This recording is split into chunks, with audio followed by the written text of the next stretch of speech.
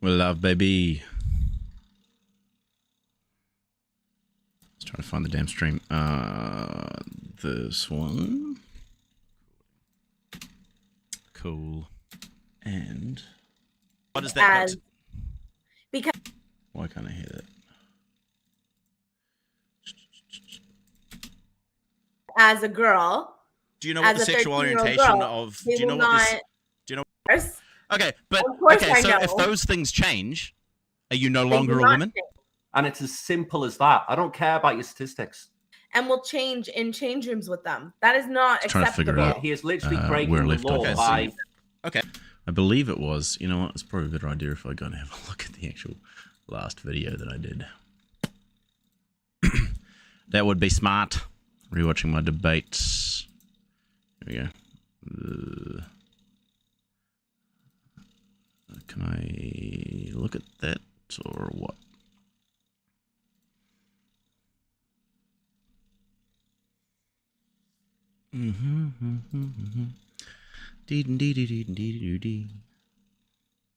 Rewatching my debate. I thought it was the point where I was somewhere where I was like, I was wrong about something. How many? Great example here. How many? I don't want single examples. That's irrelevant to how things work. Aslan, it's our show. It's our show. I don't care, Aslan. On those single examples is to ban you're reacting up with all don't think I executed. Be broken into someone's house and had sex with their dog. Okay, yeah, no, that's right. I was talking about dog sex. And I can't see when exactly that was. It'd be good if there was an actual fucking marker on here. I just missed it up the top there. Pass. Don't think I executed this very well. I wonder if I can see that. Zoom. No, I can't. Shit. Okay, I need to find the part where I start talking about dog sex. Because that's... Oh, hi, the observer. I'm just trying to find the part of the debate where I talk about dogs fucking, like people fucking dogs. So Nicholas Sapeda. Yeah. Okay, I've tried to finish the point. The reason I'm bringing it up is because it causes serious psychological harm to people. Okay. Yeah. So, well, transition, but which no. Well, no. But yes, they are. Tell me why they're a woman. This is what they're not a threat to. You can get surgeries. Why is it that trans women are 1 in 4 times incongruent with their gender? I thought it was closer to I don't agree that a trans that's not the same what's thing. What's a real vagina? Why does that make someone... I get that, so but I'm saying you could have one... Okay, so if I just stipulate or agree that this guy... The gender okay, yeah, no, I think I found it. People? This is why statistics matter. Do you know what this... Do you know? And I don't know the full facts of the case. I know. So okay, yeah. Identifying as a girl. I get that, so but yeah. So what you're doing right now, it's irrelevant. Then bringing it up, plating that, and saying it's a problem with the trans community. Yeah. I agree that this guy, the gender oriented pedos. I said once. I'm trying to give you an analogy. Okay, here. Yeah. That's bad and wrong, right? Bad one. Okay, yeah, it's a bad one, but yeah. Yeah. Okay. There's longer in the debate than left than I thought there was, but here we are. I found the bit where I start talking about fucking dogs. Welcome, everybody. Well, welcome, the observer. Hopefully we get some more people coming and watching. It'd be cool. Not that it's not nice to have you here, but it'd be nice to have a couple of peeps hanging out. But anyway, let's crank into this. I would do this, and I want this, and that means no, I don't want that. I want this, and here we are. The team, Josh and Artemis. So just as a bit of a precursor, Josh and Artemis blocked me finally. I can't remember what it was for. They were tweeting some more nonsense about, you know, protecting children and shit like that. Oh, and then someone in the comments of their thing went ahead and like was tweeting like essentially child porn at them, and they were like, "Oh my god, this is the worst thing ever," getting really indignant about the fact that because I think it was a surgery picture of someone they called a young boy or a young girl, and showing their genitals, and it's like, well, you guys are fucking okay with this? What the shit? And so that was kind of fucked up. But then there was something else that I can't remember. Let me see if I can find. There would have been a bit where it doesn't matter now. I'll figure it out later. Why they eventually blocked me. So much for the free exchange of ideas, basically. They were very annoyed, essentially, about this debate, and they told me in DMs and stuff that they were super disappointed with me because they were super disappointed with the discussion, and they thought it was going to be a reasonable exchange of ideas, all this sort of bullshit. But it was just that they didn't expect me to fucking bring facts to the conversation. Hi, Moonbased. It's good to have you here. So I'm just finishing a protein shake because we just had the CrossFit Open this morning, so that was exciting.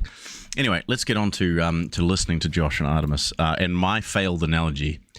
So starting this off with a bit of a failure on my part, what I was trying to get at was taking single examples from a group of people and generalizing that to the entire group of people. In fact, I saw a tweet about this morning. Someone was saying, radfems will look at Hitler and be like, this is man's fault. And then someone had retweeted that being like,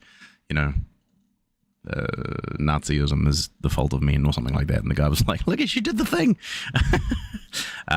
No, you haven't missed too much. I only just started rambling away, but welcome, it's good to have you here. So basically, this guy was saying that the root of bigotry is generalizing entire groups based on singular examples, and he even went as far as to say that even if they're statistically more likely to be abusers or whatever, to hate an entire group of people because of that, this particular person was saying that that's the root of kind of bigotry, which to some degree I agree with. I suppose I'd have to think about it a bit more, I think. But the point that I was trying to make here was because they were talking about, because in this whole debate I brought statistics. I said that, and I showed them that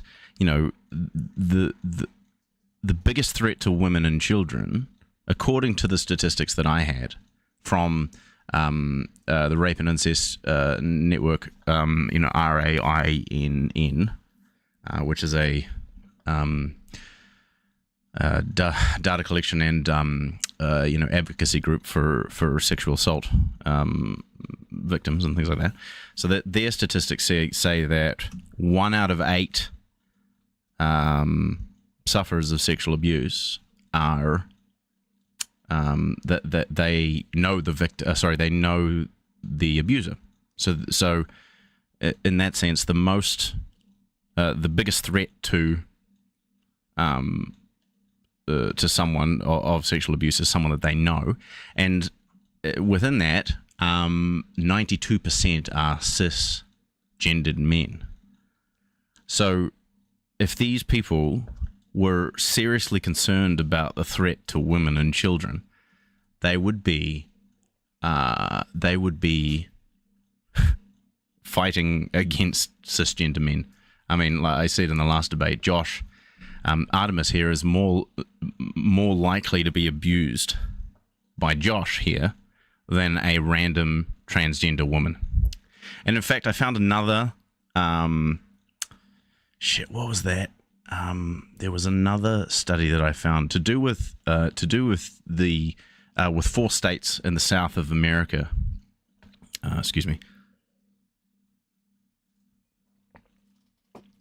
To do with 4 states in the South of America, basically showing that there was no I'm gonna have to find it. That's really frustrating. I can't remember what it was. Let me take a look real quick. I'll see if I can hunt it down. The problem is I tweet so much goddamn shit that there's just so much to go through, and it's hard to remember. Systematic voter fraud. No. This was to do with...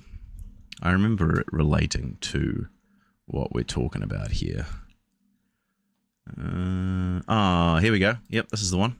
I'll just bring this over here. You'll be able to see this. So according to this sort of review of police numbers, they say here, okay, so based on our review of sexual assault complaints in Atlanta, Dallas, Miami Beach, Miami Gardens, and Tucson before and after an official amendment to the Human Rights Ordinance and locality, we did not find evidence of sexual assaults taking place in which men under the guise of being women or transgender entered bathrooms to commit a sexual assault or otherwise victimize women. So the point was that the idea that women are at risk of having cisgender men enter into their spaces and abuse them is a myth. It doesn't happen under the guise of being trans or something. So the idea that if there were laws that allowed for trans women to be in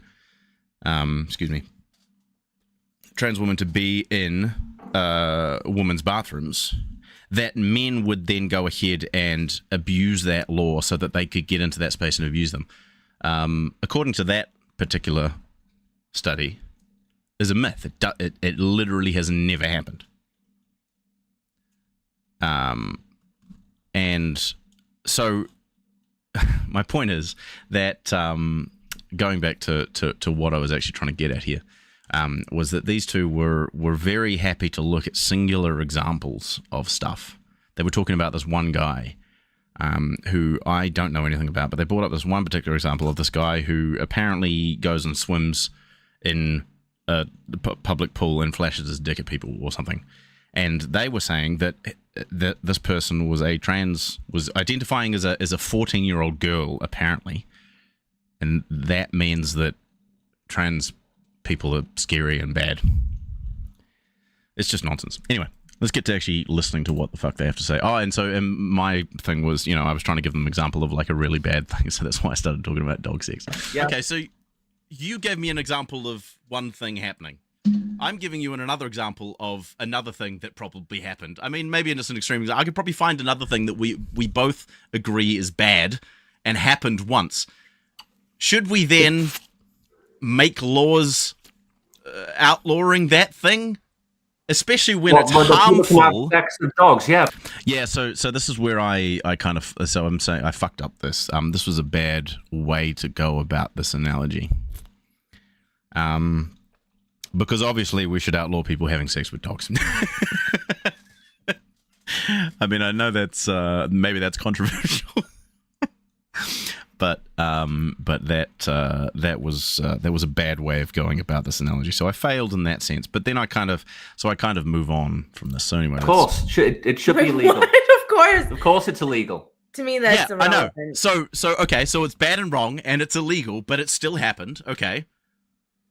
What? So you're comparing sex with dogs to men going to female changing rooms, and I'm giving you an example. Bad analogy. First of all, I said that I agreed that thing with this guy. I mean, I don't know the full facts of the case. I think this is like the one time I fucked up in this debate, which is frustrating because that's the thing that kind of, I don't know, in my experience, you can do all the right things and then fuck up once, and then suddenly you fail.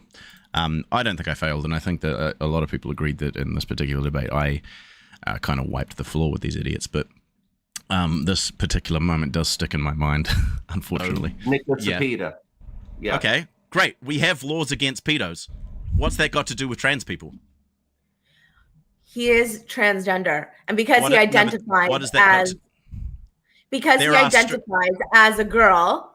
Do you know what the sexual orientation of? Do you know what the sexual orientation of the majority of pedophiles is, and the gender orientation of those people? This is why statistics matter. See, this is again. This is me bringing statistics to a fucking anecdote fight. Basically, their argument here is that they have this one example of a guy who supposedly identifies as a 14-year-old girl, which to me sounds stupid. So it's either, because the other thing is they get their information from sensationalist right-wing media, which's purpose is to demonize trans people. So they probably paint this particular situation in the worst light possible, so to perpetuate outrage against trans people. That's the point of these media outlets. So they probably got it from, post-millennial or some fucking right-wing rag.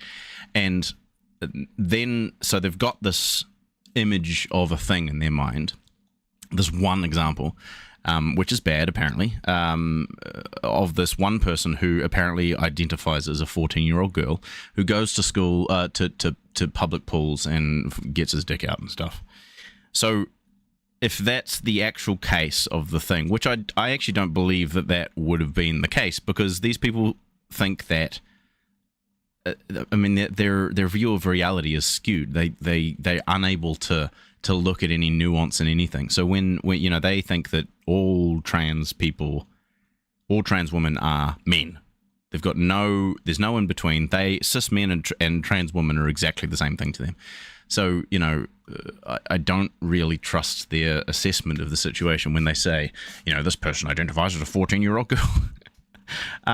But even if it were the case, if I grant them that, and this person is going there and flashing their dick at people,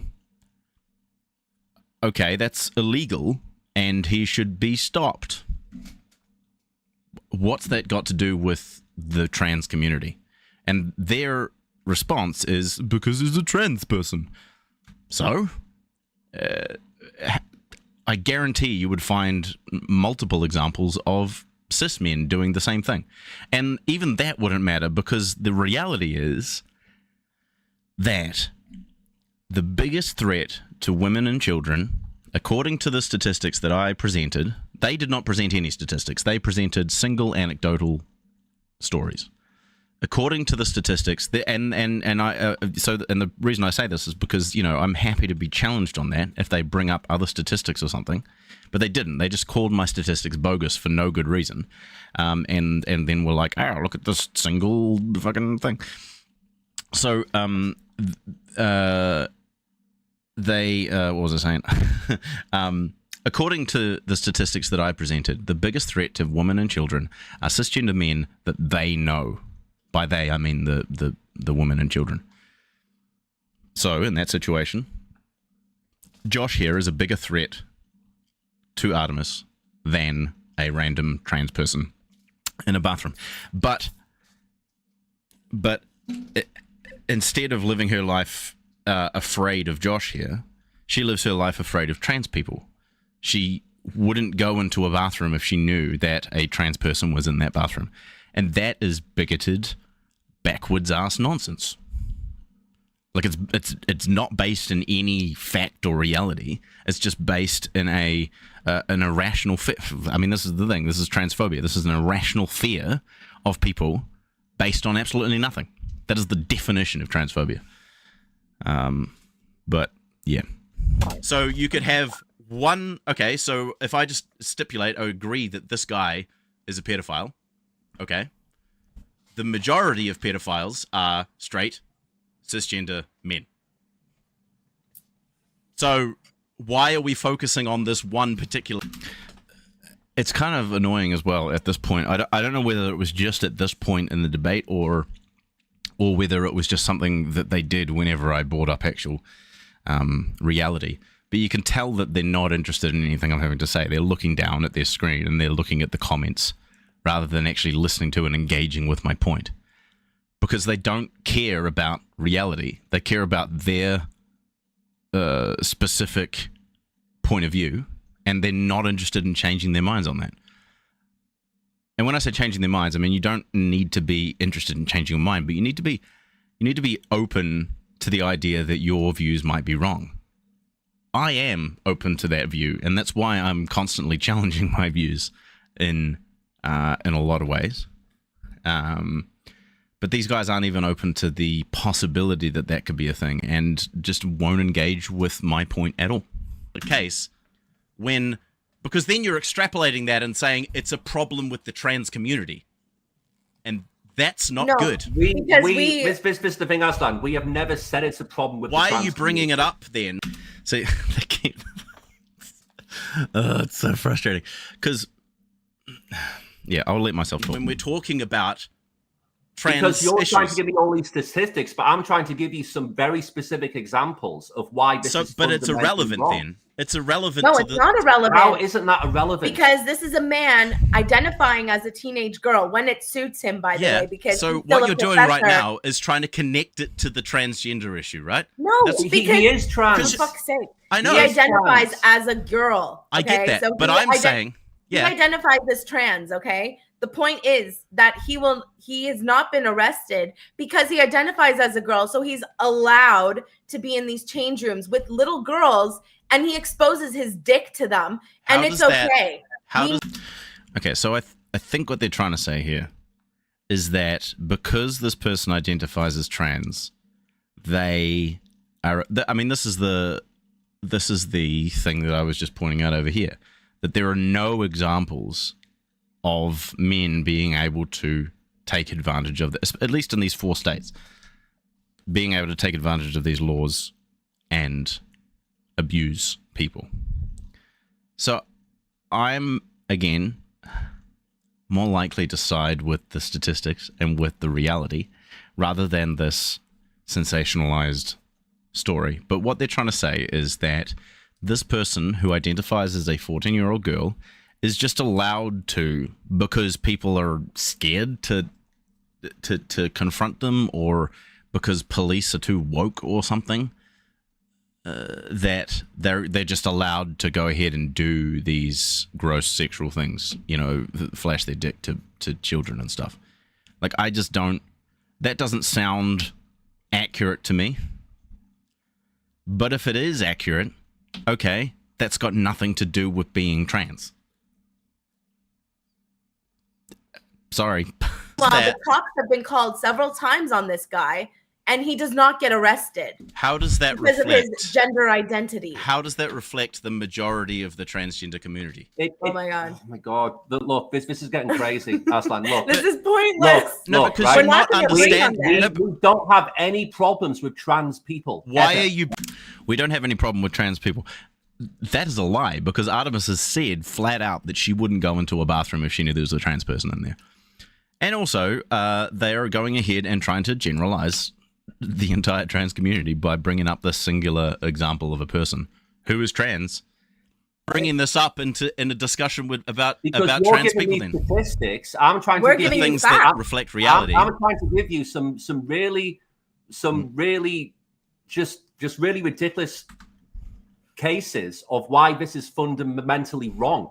But why is that relevant to LGBTQ or transgender stuff in general? Because this guy is a trans person. So what? I could give you examples of cisgender people doing horrible things as well. What does that say about? Say that about anything. We already know that. Aslan. That's why we need statistics rather than single cases. This is the thing. But this is the thing. That's you've just said it, right? That's literally why men cannot go into female bathrooms, because there is a risk. But you're saying so.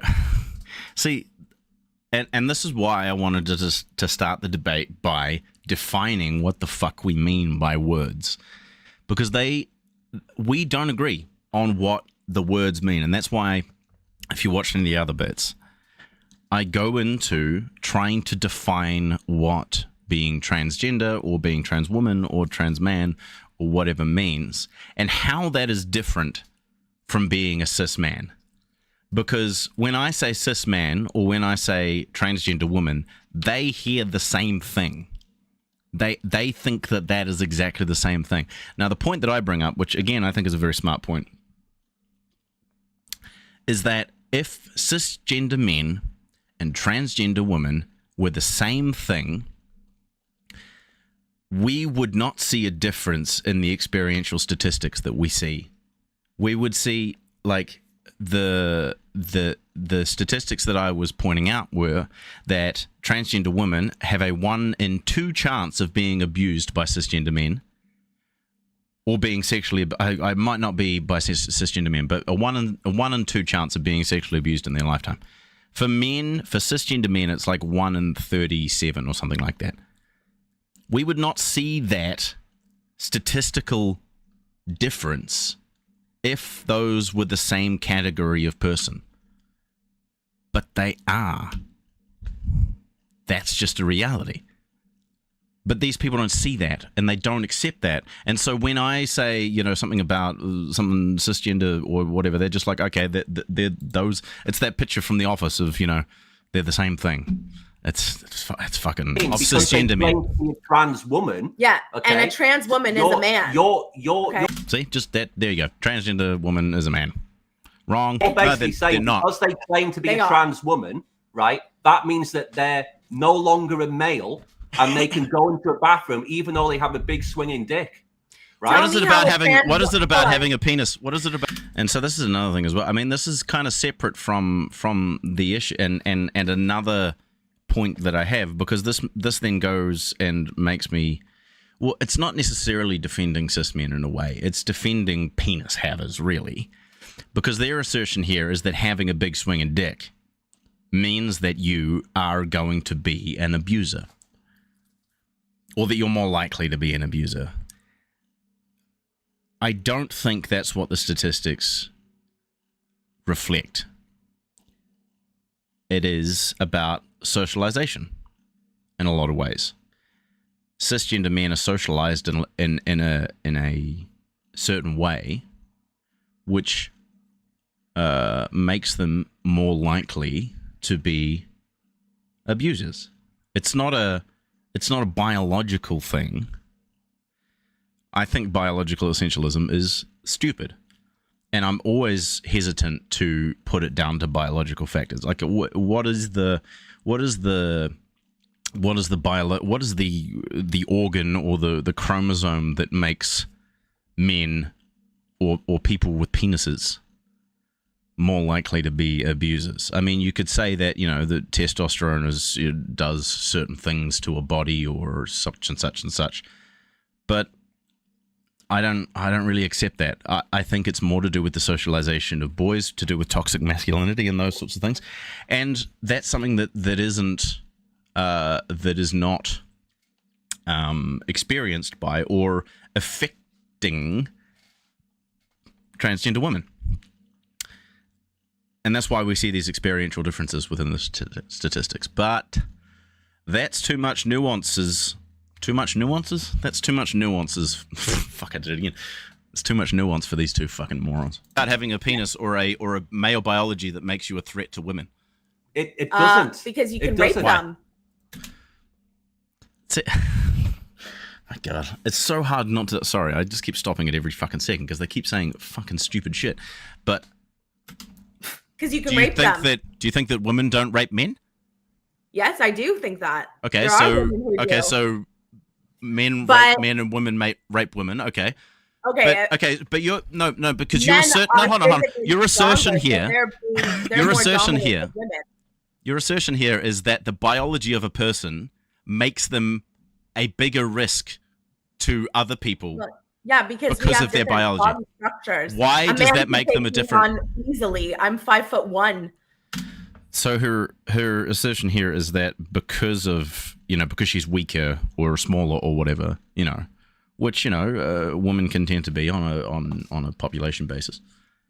Fine, but that's not the reason why men are abusers. Cisgender men are more likely to be abusers.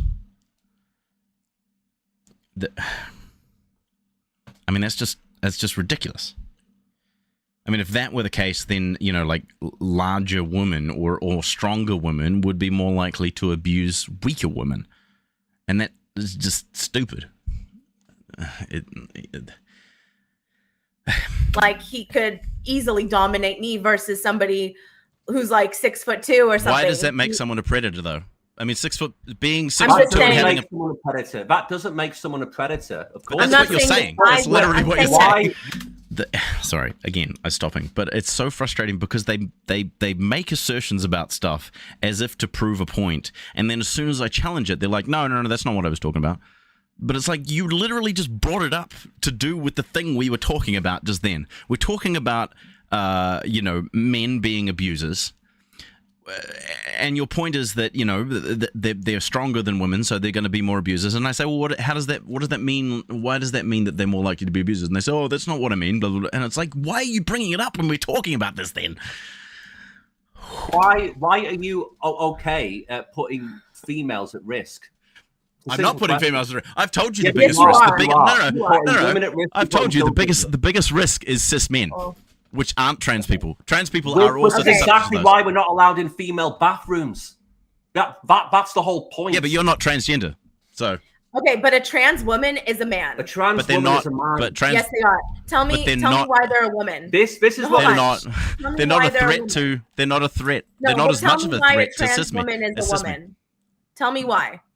Well, if Tell I me look how at, a trans woman. No, from your own words. Tell me why Why- a trans woman is. and this is the thing as to why they were getting frustrated with, because what they wanted from me and what they wanted out of this debate was for me to come in and throw around a bunch of opinions that I have about trans people and about sports and stuff like that. They wanted, and this is the fundamental difference between our worldviews. They are very opinion, dare I say, feeling based. What do I feel about the situation? What's my gut reaction to it? But my worldview is based on what the science says, which is not feeling based. It's fact based. Dare I say, facts over feelings. But they wanted me to share my feelings on the issue, and when I would not do that, they got frustrated. a woman. Why are you a woman? Because I have reproductive organs. I have the capability of birthing children, which I've done twice. I have the capability of breastfeeding my children, which I've done twice. So if you We don't have have different those body things, structures. then you're I not a have woman hip anymore. My hip structure is different than a man's hip structure. My organs are smaller. There's fundamental differences. That's just the fun. My organs are smaller. My chromosomes are XX. There are so many fundamental differences that you Do cannot you know your change. chromosomes are XX? Have you had a test? I've had 2 children. Of course I've had a test. I know my blood type as well. Okay. Of course. Okay, but Of course okay, I so know. if those things change, are you no They longer do a not woman? change.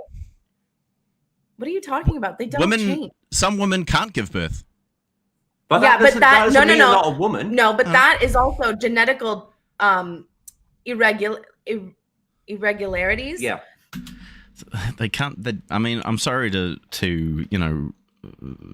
I mean, I'm not making fun of the fact that she can't say proper words, but it just kind of, again, it's just another point in the fact that they don't fucking know what they're talking about. All they're doing is rehashing buzzwords and buzz phrases that they've heard without even understanding what the fuck they mean. What she's saying is that, not being able to give birth if you're a woman is a genetic defect or is a biological defect, The normal state of being a woman is being able to give birth. In my opinion, that's a fuck you to any woman who has problems being able to conceive. Like, I've got friends who've, had problems being able to conceive a child, who have had miscarriages and all that sort of stuff. For those people, and if we're going to talk about, if these guys want to go into like anecdotal kind of area, if we want to talk about that, saying that those people are biologically defective, that's a big old fuck you, and that's a big old misogyny. If they called me a misogynist, I think that's a pretty fucking misogynist thing to say, that these people they have genetic defects because they're unable to conceive a child. I mean, that's pretty fucked up. But the point is that they bring up these things that when I ask what makes her a woman, she says, I am able to carry a child, give birth to a child, breastfeed a child. If those are the things that define you as a woman, if those are the things that define you as a woman, then if you can't do those things, then you're not a woman by that standard. That's the argument that you're making. Otherwise, bringing that up is irrelevant. It's completely irrelevant. But that's, and that's also why I was trying to get at, the difference between sex and gender, because that is what your sex is. That your sex can change because you can have your breasts removed. If you don't have breasts, you can grow them. If you don't have a vagina, you can get a neo-vagina. There's all these kinds of things. These are the things that they think define your sex, but they aren't constant and they aren't inherent. They can happen if you were a woman, but sometimes they don't as well, and that's fine. Those aren't the things that define what a woman is. I'm sorry, it's just they're not. That happen in women. Women are supposed to be able to. Women are supposed to be able to give birth. Like it's biological essentialism. It's stupid. The idea, like what is it that dictates that women must be able to, that they are supposed to be able to do that thing? I mean, it's rooted in religious thinking that women are designed a certain way, and that if you aren't that thing, then you are, by definition, defective. For me, that is essentially misogynistic. So yeah. If they cannot, that's something that's happened also during the process of where they were born by a woman, by the way. Only women have reproductive organs. You can get surgeries, top and bottom, all you want. You can get hormones, whether it's estrogen or testosterone, whichever one you're transitioning to. But at the end of the day, only a woman can give birth. Only a woman can have a period, and only a man can have his penis. Like that's it. I mean, that's wrong as well, because you can get a penis if you're a trans man. Trans men can have penises. Trans women can have penises. So the penis isn't the thing that defines you as a man. That's the problem with thinking about these things in terms of biological essentialism, because they are all fluid and they can change. I'm sorry, they keep saying that they can't, but they do. They literally do. In the most kind of what's the word? In the most blunt way, you can have your penis removed and have it turned into a neo-vagina, or you can grow breasts using hormone replacement therapy, or get breast augmentations or breast reductions, all these kinds of things. Those things change. They're not constant, and they're not an on-off. It's a spectrum. And also, that has nothing to do with your gender, which is a completely different thing from what sex is. But these people are unwilling to even engage with that kind of thinking. Like, so how was all that stuff? I mean, okay, great. Well, that makes me a woman. It's not my hair and my nails and my makeup. And see, that's interesting as well, is because it's not her hair and her nails and her makeup. Those physical things. It's not those particular physical things. It's these other particular physical things. Why? Me getting a boob job, that's superficial. What makes me a woman is what is down to my core. So why is it those things you cannot change? So why is it that trans women are why is it that trans women are 1 in 4 times? Why are you so stuck on this statistic? Why can't you answer? Because I'm trying to make you understand the difference between gender and sex. Because you're not. What do you think a woman is? What do you think a woman is? Someone who identifies as one. Oh, yeah. But what is a woman though? Because you haven't answered that question. What is a woman? So do you know what gender dysphoria is? Yes. Yeah. What is it? It's like a mental health condition. I think it's recently been changed actually, but it's not now from what I've read. But it's basically a mental health condition where people believe that they're like the opposite gender effectively. No, that's not what it is. So this is a really good thing to do in a debate as well. I think, is, ask the person what they think a thing is, and then when they say yes, instead of you going ahead and defining it using whatever thing you have, ask them to define it as well. And then when they say a thing and it's wrong, you can be like, well, actually, no, that's not what it is, and here's the actual definition. So the reason I bring up gender dysphoria here is because I wanted to illustrate the difference between sex and gender, and I think also gender dysphoria illustrates that pretty well. Gender dysphoria is a feeling of incongruence that a person feels with their physical body and how that is incongruent with their gender. Okay, but first, before we get onto this, can you answer what is a woman, please? I'm trying to explain it to you. But that's not with that's got nothing See, they to do with gender.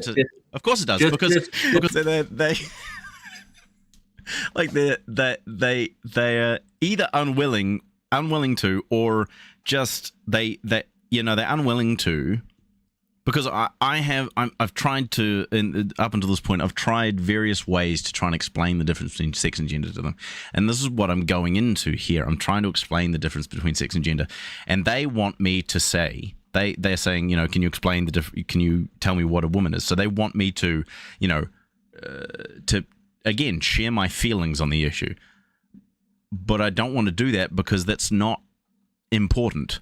What is important is what the actual reality is. So I need to go into what the difference between gender and sex is. I'm going to illustrate that by talking about gender dysphoria and how someone's gender can be incongruent with their physical body, and how that illustrates that gender and sex aren't the same thing. Because if they were the same thing, there wouldn't be an incongruence there. But they don't want me to go there. Because woman is a gender and female is a sex. If we can't agree that sex and gender are two different things, then my definition of woman is irrelevant. I don't agree that a trans woman is a woman, and I never will, because we have fundamental differences. Now, look, as an adult, what if someone gets an uterus implanted? As you can. You can. That I mean, I bring the it's an ongoing thing of me trying to add new kind of opposition to their position here. And so the reason I bring up implanting of a uterus, I don't know if it's a possibility at the moment. I think it might be, but it could be in the future, because we do things like that. I mean, seems to me that, they say it's not possible. I don't think that is a fair assertion. And if it did happen, I mean, that kind of disproves the point that only women can conceive or have babies or whatever. If that happened, that would, the fact that only women can give birth, that just disproved that whole point. Not the same thing. Or that it could happen? Why not? No. Why? It's not the Why same is it not the same? You cannot we're not like a computer where you can just install reproductive organs. Well, you can make a vagina, which have you seen what happens when they do get these bottom surgeries done? You can grow breasts, like trans women will grow breasts, and yes, can have neovaginas. Yeah, sure. What's wrong with that? Yeah, vagina. That's not the same thing. What's a real vagina? You also poo and pee out of that vagina. First of all, and second of all, you'll have so. First of all, I don't think that's true. But they automatically go to these just gross out things. That's why transphobes always link fucking surgery photos of people, because all they have is ooh, that looks gross. And that's why it's, because all it is a feelings thing. It's a feelings thing, not a facts thing. And the feeling is, ooh, that looks gross, therefore it's not legitimate, therefore bad. It's just primary school shit. So many complications, and it'll hurt like hell when you pee out of those vaginas. If you actually they're just making shit up. But also, and I think I bring this up here, surgery complications obviously are a thing that happens in surgery, But apparently, as far as I understand, I might be making shit up here, but bottom surgeries and top surgeries and things like that have a lower chance of surgery complications than many other kinds of surgeries. Hey, Geek, good to have you here. Don't be sorry. That's okay. I just randomly choose to do fucking streams. It's nice to have someone listening. I think there's a couple of people listening. If you're listening, let me know in the chat. Let me just give me 2 seconds.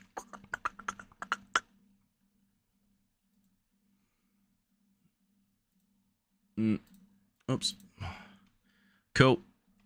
Evidence. Talk about this stuff. Yeah, no, hold on. I can't listen to doctors. I can't listen to doctors because they use statistics to tell me these things, so I can't listen to them. Well, we had a doctor on the show who actually explains what goes on with these surgeries and complications. And you're basically a lot of surgeries have complications, and in fact, not with the vagina. No, a lot of so what does that even mean? Like, I appreciate that, Geek.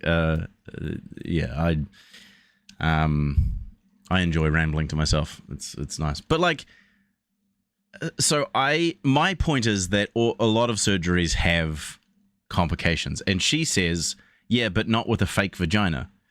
Like, what does that even mean? Like, how was that an objection, or how was that a reason why? It's just, like I say, it's like primary school bullshit of like, oh, gross, pee poo. It's just stupid. A lot of gender assignment, gender assignment surgeries are actually less risky than other surgeries. So, what's the? I mean, I can't say that because that's a statistic. I can't use statistics. Sorry, my bad. See, here I start getting sassy, which I think is funny, but they obviously aren't super keen on it because look at their fucking faces. But like, the whole time I've been bringing up statistics, and they're like, "Oh my god, statistics!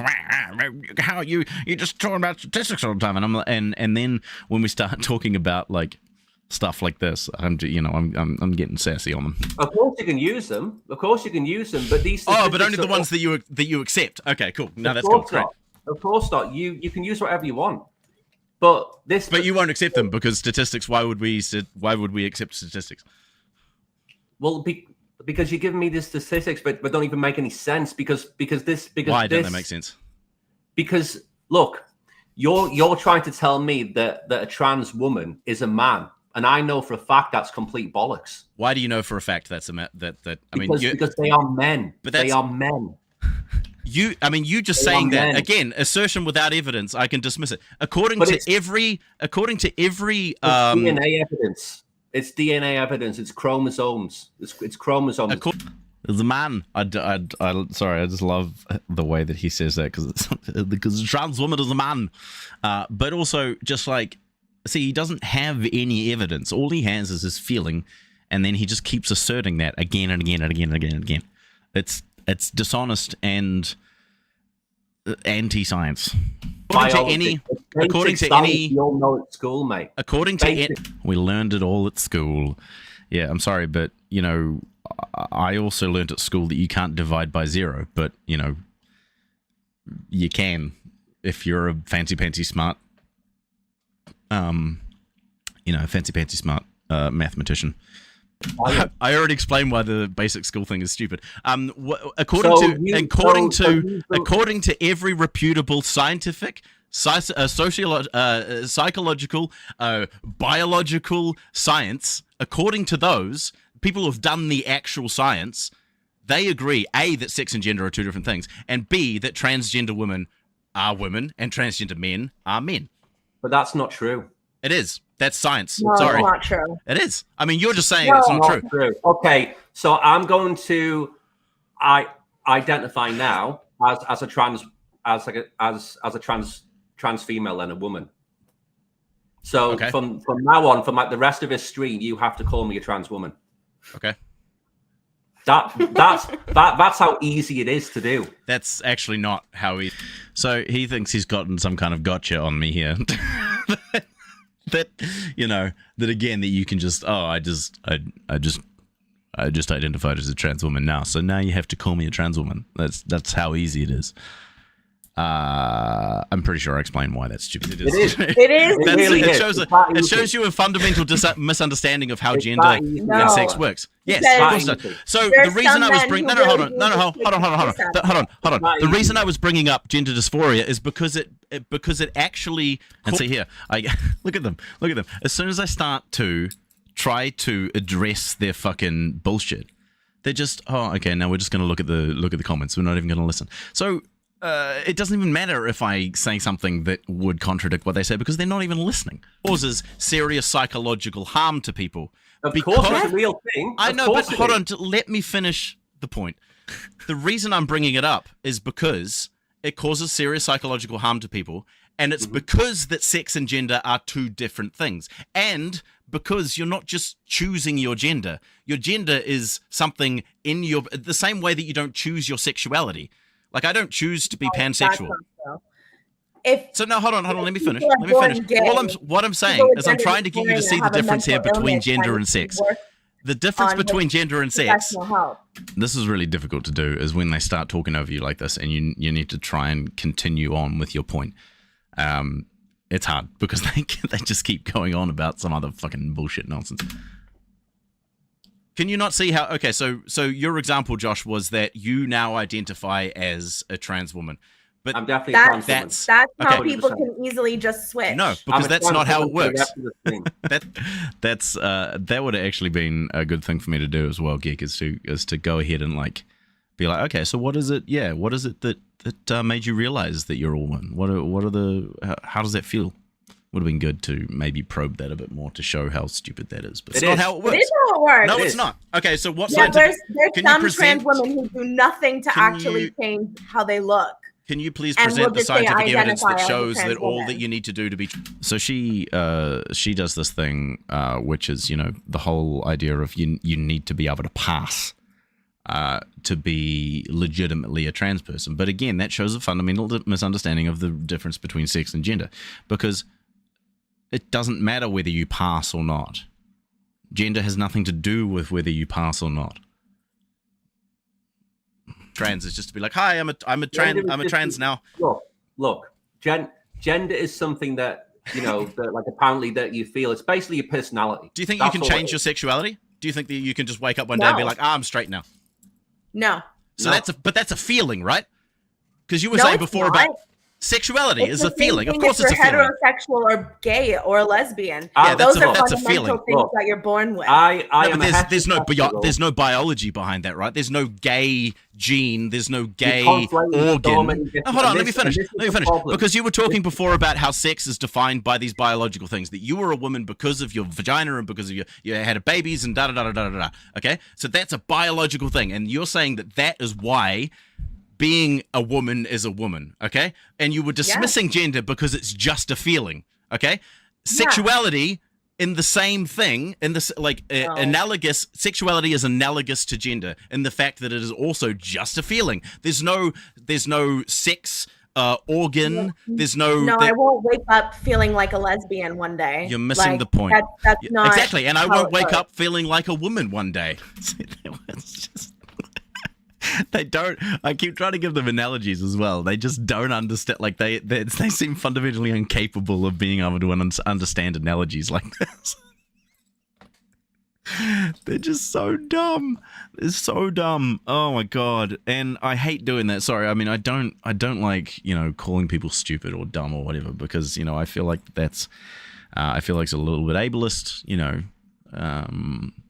But it also needs to be recognized that transphobia and these supposedly, thought leaders in the trans. I mean, the thing, people who purportedly, have evidence and their opinions are evidence based and that sort of stuff.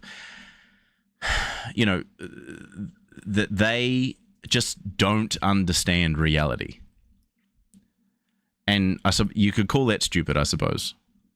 Maybe that's not the best way. I mean, ignorant, I suppose, is a good way of saying it. But they're also willfully ignorant because they are unwilling to. They're unwilling to have their beliefs challenged. They're unwilling to engage in any kind of serious debate about this. They're unwilling to engage with the the other side at all. But also that's not like, I suppose being willfully ignorant and refusing to engage in like rational thinking and things like that and self-reflection, that in a certain way would prohibit someone from being able to understand analogies and stuff, because you're not going ahead and engaging in healthy brain work. I suppose I'm just I'm conscious of the fact that words like stupid and dumb and things like that have been used in the past to marginalize people with intellectual disabilities and stuff like that, and I don't want to play into that. So, but basically, what I'm saying is that these people, I think that people with intellectual disabilities have more value than these people. Maybe is what I'm getting at. I don't want to disparage people with intellectual disabilities by lumping them in with these two fucking morons.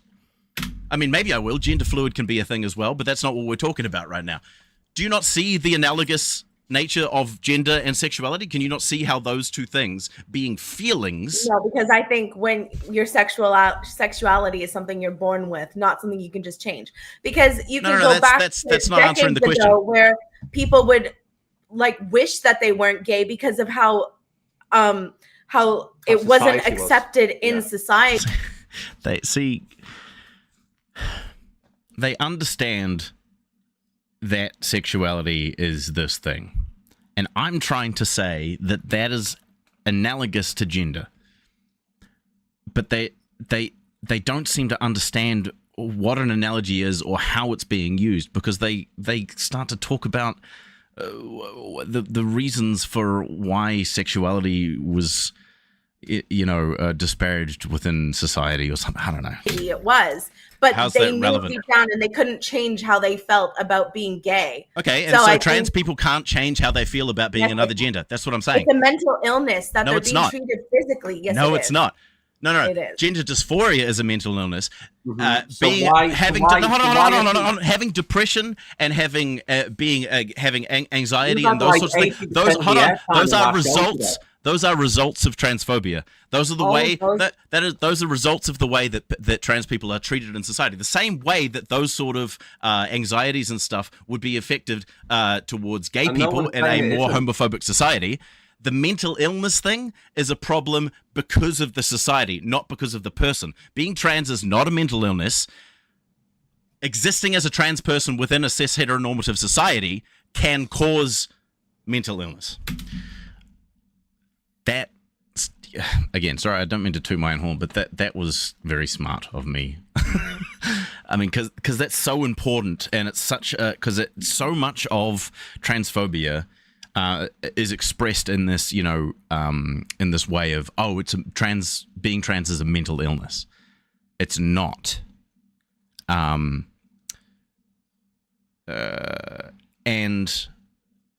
it's important to shut that down. And it's also important to acknowledge that and to be, cognizant of the fact that being mentally ill is not a bad thing. And it's not, people shouldn't be demonized because they have mental illnesses, and they shouldn't be pariahs in society because they have mental illnesses. The most vulnerable people in our society should be held up and supported by our society, not cast aside because of those vulnerabilities. But these people want to use the fact that, well, first of all, again, it's not, but they say mentally ill to connect being trans to a vulnerable and abnormal thing that should be cast aside. It's abhorrent and fucked up, and so if we're thinking about, okay, say that being transgender was a mental illness, why should that be the reason that we then cast those people aside, or that they become the outliers from the norm within society? That's fucked up. We should be supporting the people who are the most marginalized within our society, and trying to This is the whole thing about like DEI and all that sort of stuff. It's counteracting bigotry and marginalization, and it's emancipation. It's emancipation of marginalized groups within our society. But these people don't want to do that, and it's fucked up. But anyway, my point is, and the reason I stopped here is because I think that pointing out that that being trans is not a mental illness. Existing as a trans person within a transphobic society results in mental illness. Can result in mental illness, just as existing as a homeless person within our anti-homeless person society can result in serious mental illnesses. These are all results of bigotry, not inherent flaws with these people.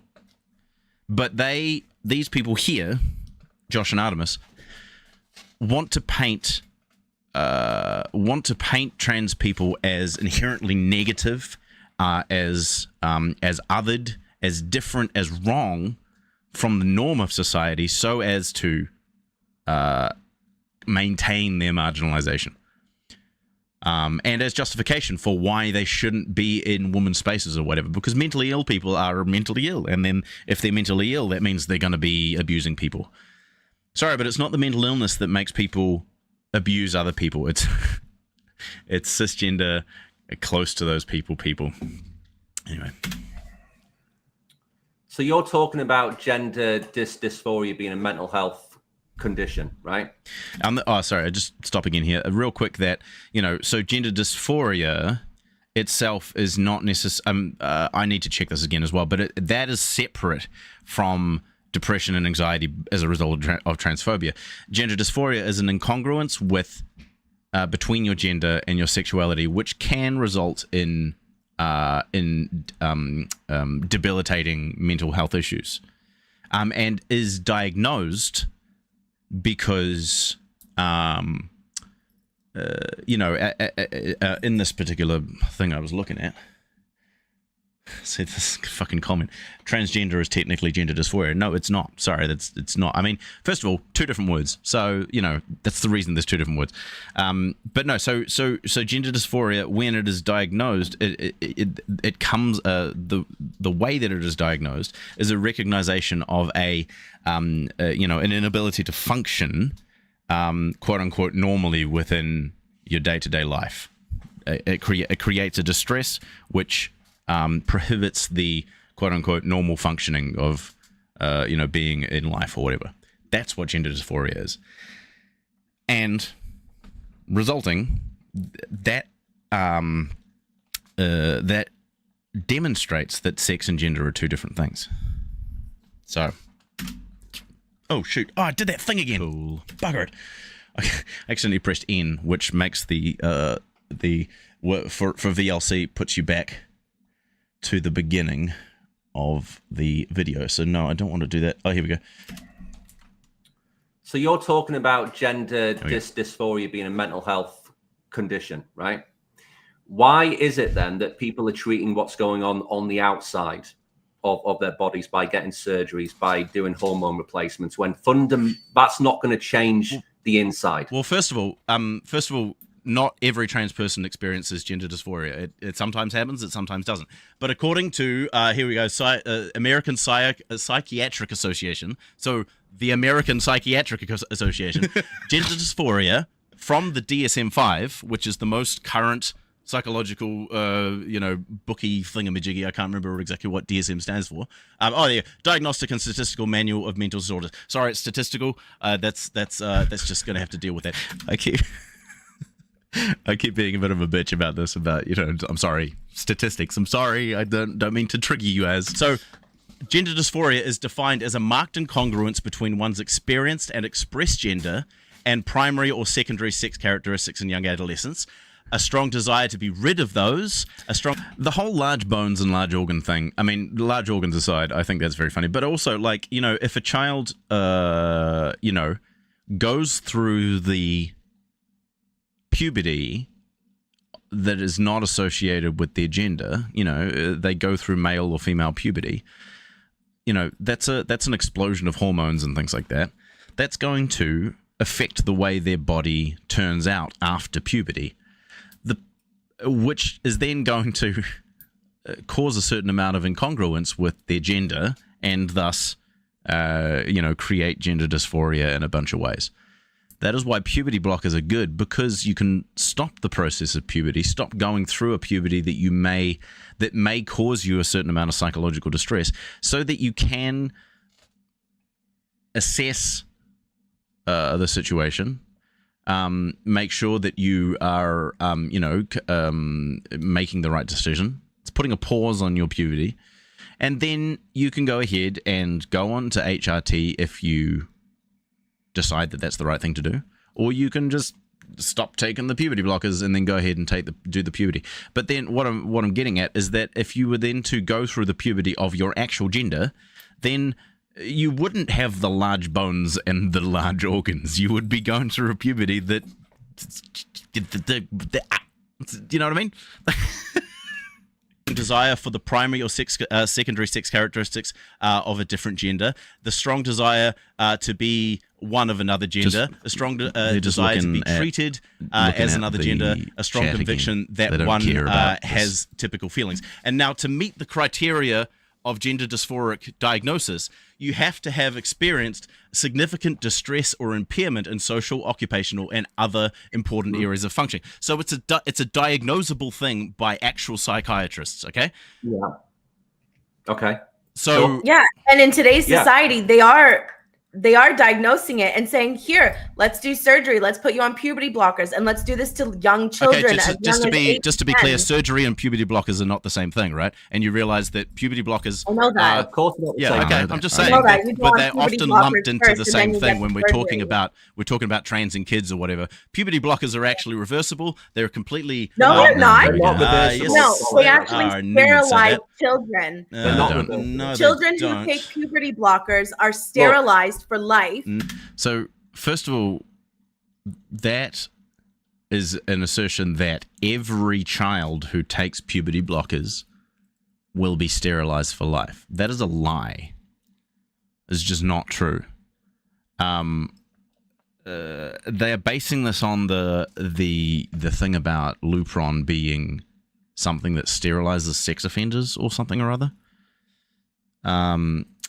I wasn't able to pick up to bring up hold on, well, let me grab I wasn't able to get my articles as quickly as I would have liked here, but they have this opinion about puberty blockers in their brain, and they're unwilling to change that. So I did have a couple of things here on puberty blockers, so let's have a look. Let's open these up. So I struggled to actually get these up and get the right ones in time. I needed to label these a little bit easier accessible.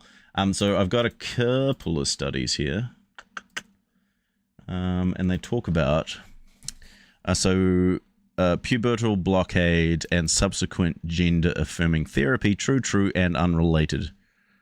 This is a study from 2022, I suppose, so it's reasonably recent. What's the point here? Let's have a look. For youth who identify as transgender or are unsure and wish to explore the possibilities before developing a permanent secondary sex characteristics, the use of gonadotropin releasing analog GnRHa is a key medical option. So this is different from maybe Lupron is the branded version. I'm not 100% sure.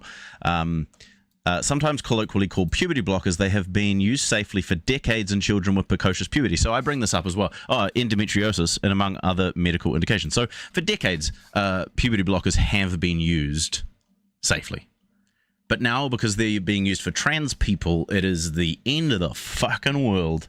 Okay, so endometriosis. Okay, multiple professional societies multiple professional societies have endorsed pubertal blockade for youth with gender dysphoria. Of course, the use of GnRHA has received attention due to the legislated concerns regarding the medical and surgical management of transgender youth, including criminalizing the provision of this care in some states. Without evidence, there has been the assumption circulating that GnRHA treatment leads to increased ultimate use of gender-affirming therapy in transgender youth, and that prescription of GnRHA inappropriately advances the decision to start GAT. So that particular bit is saying that, you know, going on puberty blockers will always lead to gender-affirming therapy, which is not true, without evidence, they say. A study in the issue of GAMA Network Open provides data for the contrary, that this therapy can be offered both for mental health and cosmetic benefits without the concern of increasing the subsequent use of GAT. What was the point of this particular study? So, limitations of study, a question that arises in the course of treatment decisions, references. Okay, well, I mean, that's kind of helpful for one, you know, but see, like, if I did this in the middle of the debate, it would have been fucking stupid, but it's good to kind of look at it now. Pubertal suppression for transgender youth and risk of suicidal ideation. Background and objectives. Gonadotropin release hormone analogs are commonly prescribed to suppress endogenous puberty for transgender adolescents. There are limited data regarding the mental health benefits of this treatment. Our objective for the study was to examine associations between the access to pubertal suppression during adolescence and adult mental health outcomes. Okay, so they did a cross-sectional survey of 20,000 transgender adults from the age of 18 to 36. The results, conclusions. Let's have a look at. Okay, this is the first study in which associations between the access to pubertal suppression and suicidality is examined. There is a significant inverse association between treatment with pubertal suppression during adolescence and lifetime suicidal ideation among transgender adults who have ever wanted this treatment. These results align with past literature suggesting that pubertal suppression for transgender adolescents who want this treatment is associated with favorable mental health outcomes. So this particular study is talking about how getting puberty or going on puberty blockers when they're younger results in favorable mental health outcomes. So it's a good thing. These particular, according to this particular study of these 20,000, which is a pretty decent sized sample. Okay, so among transgender adults in the United States who have wanted pubertal suppression access, this treatment is associated with lower odds of lifetime suicidal ideation. The study strengthens recommendations by the Endocrine Society and WPA TH for this treatment to be made available for transgender adolescents who want it. So, puberty blockers, good. Let's have a look. What's the next one? Experiences of puberty and puberty blockers, insights from trans children, trans adolescents and their parents. This is a study from 2022. Again, relatively recent. This research explored experiences of transgender children and their families approaching and into adolescence, understanding experiences related to puberty blocking medication. Data were drawn from 30 parents of 30 trans children and adolescents who, at the time of the interview, were an average age of 11 years old. Now, this is got to do with interviews and experiences of people. So it's a more qualitative study. In my own experience, you know, that is a lot of people to be interviewing and analyzing the data of. So good on them. The average age was 11 years old. Parental interviewees were 90% white, 90% female, 100% cis, and 60% heterosexual. Additional data was drawn from 10 trans children and adolescents, averaging age of 12 years old. Interviews were held remotely with the families across the UK. Rich qualitative interviews averaging 2 hours with parents and 25 minutes with children, covering aspects of family life, healthcare, and education. This article examined a subset of the data of trans children and adolescents exploring puberty and accessing and trying access to puberty blockers. Research received ethical approval, blah, blah, blah, blah, blah. Okay, so let's just skip down. So methods, sample, data analysis, da-da-da-da-da. Let's just skip to the conclusion because it'll tell us all you need to know. Discussion. This research provides unique insights into puberty from families with trans children socially transitioned in pre-adolescence. It emphasizes the value of reassurance of blocker availability for reducing pre-adolescence anxiety. So, the fact that it is even available to these people, it helps their mental health, which is good. With relevance for parents and carers of pre-adolescent trans children and for wider professionals concerned for trans children's well-being. The research highlights the harms of extensive assessment or barriers to eligibility of puberty blockers. So, having a long assessment, having to go through lots of doctor's appointments and all that sort of shit, as well as, barriers to getting the puberty blockers, is harmful to these children. Demonstrates that the services need to place greater emphasis on safeguarding adolescent well-being, centering the rights of trans adolescents to depathologized healthcare. The research reinforces the critical importance of puberty blockers in preventing the development of incongruous secondary sex characteristics and protecting adolescent mental health and self-confidence. So the puberty blockers, help stop the secondary sex characteristics which can be associated with or cause a certain amount of gender dysphoria. So this research says that it's important because those puberty blockers are helping stop that. It also demonstrates the harms and consequences of restrictive age-based protocols for HRT, evidencing the need for individualized healthcare. These findings have relevance for healthcare workers supporting trans children and adolescents, for healthcare policymakers, for families with trans children, and for those supporting trans adolescents' right to healthcare.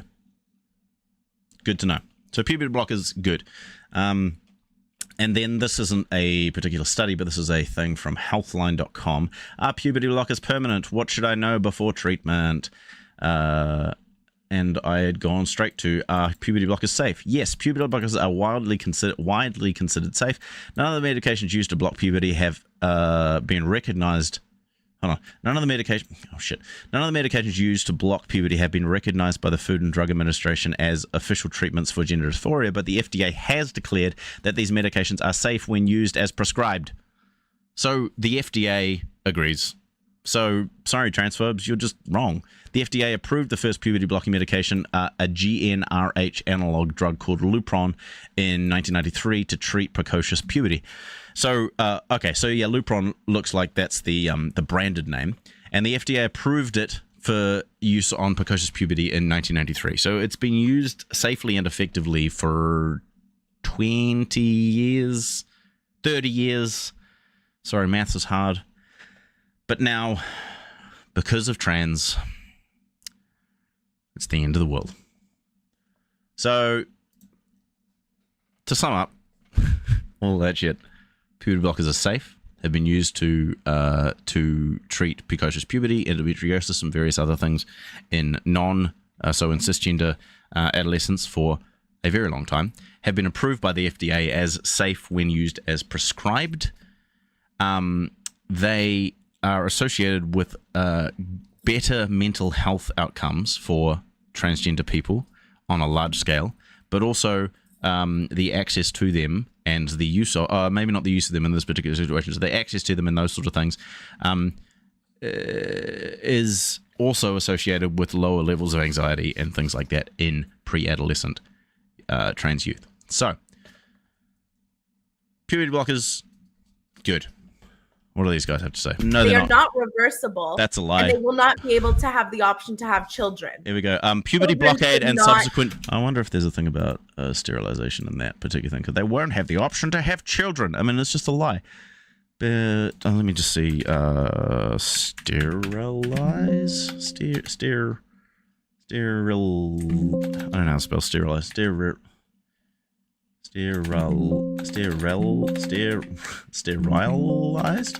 What about no. What about can men get pregnant? What about birth? No, that's going to have to do with what happens at puberty blockers. It depends on whether you stop coincides with the start of gender affirming hormones. If no other medication is prescribed, puberty will resume exactly as it would have without the blockers. Assigned female at birth folks will likely develop breasts and begin menstruating, while assigned male at birth folks will likely start to develop an Adam's apple and grow facial hair. According to this place, the amount of time it takes for the person to resume puberty varies. It's similar to how people's bodies respond differently if they go off birth control pills. She said some people take a few weeks, others take a few days. If a doctor prescribes gender-affirming hormones, the person will begin puberty as the gender they are, not as the sex or gender they were assigned at birth. So, side effects. Okay, broadly speaking, the potential side effects are minimal. Puberty blockers are typically administered via intramuscular injection or surgical implant, says these guys. As with any injection or implant, irritation and infection are possible, so there's that side effect. Other main side effects of puberty blockers is that the medication may affect bone health. Better start getting some bone broth. More research is needed to truly understand this potential impact. The sex hormones are a direct effect on strength and density of bones and bone formation. Because puberty blockers disrupt and ultimately lessen the production of certain sex hormones, these medications can negatively affect bone mineral density when taken for a prolonged period. Many health professionals described a calcium supplement alongside puberty blockers, so, good. If your bone health, so is bone health.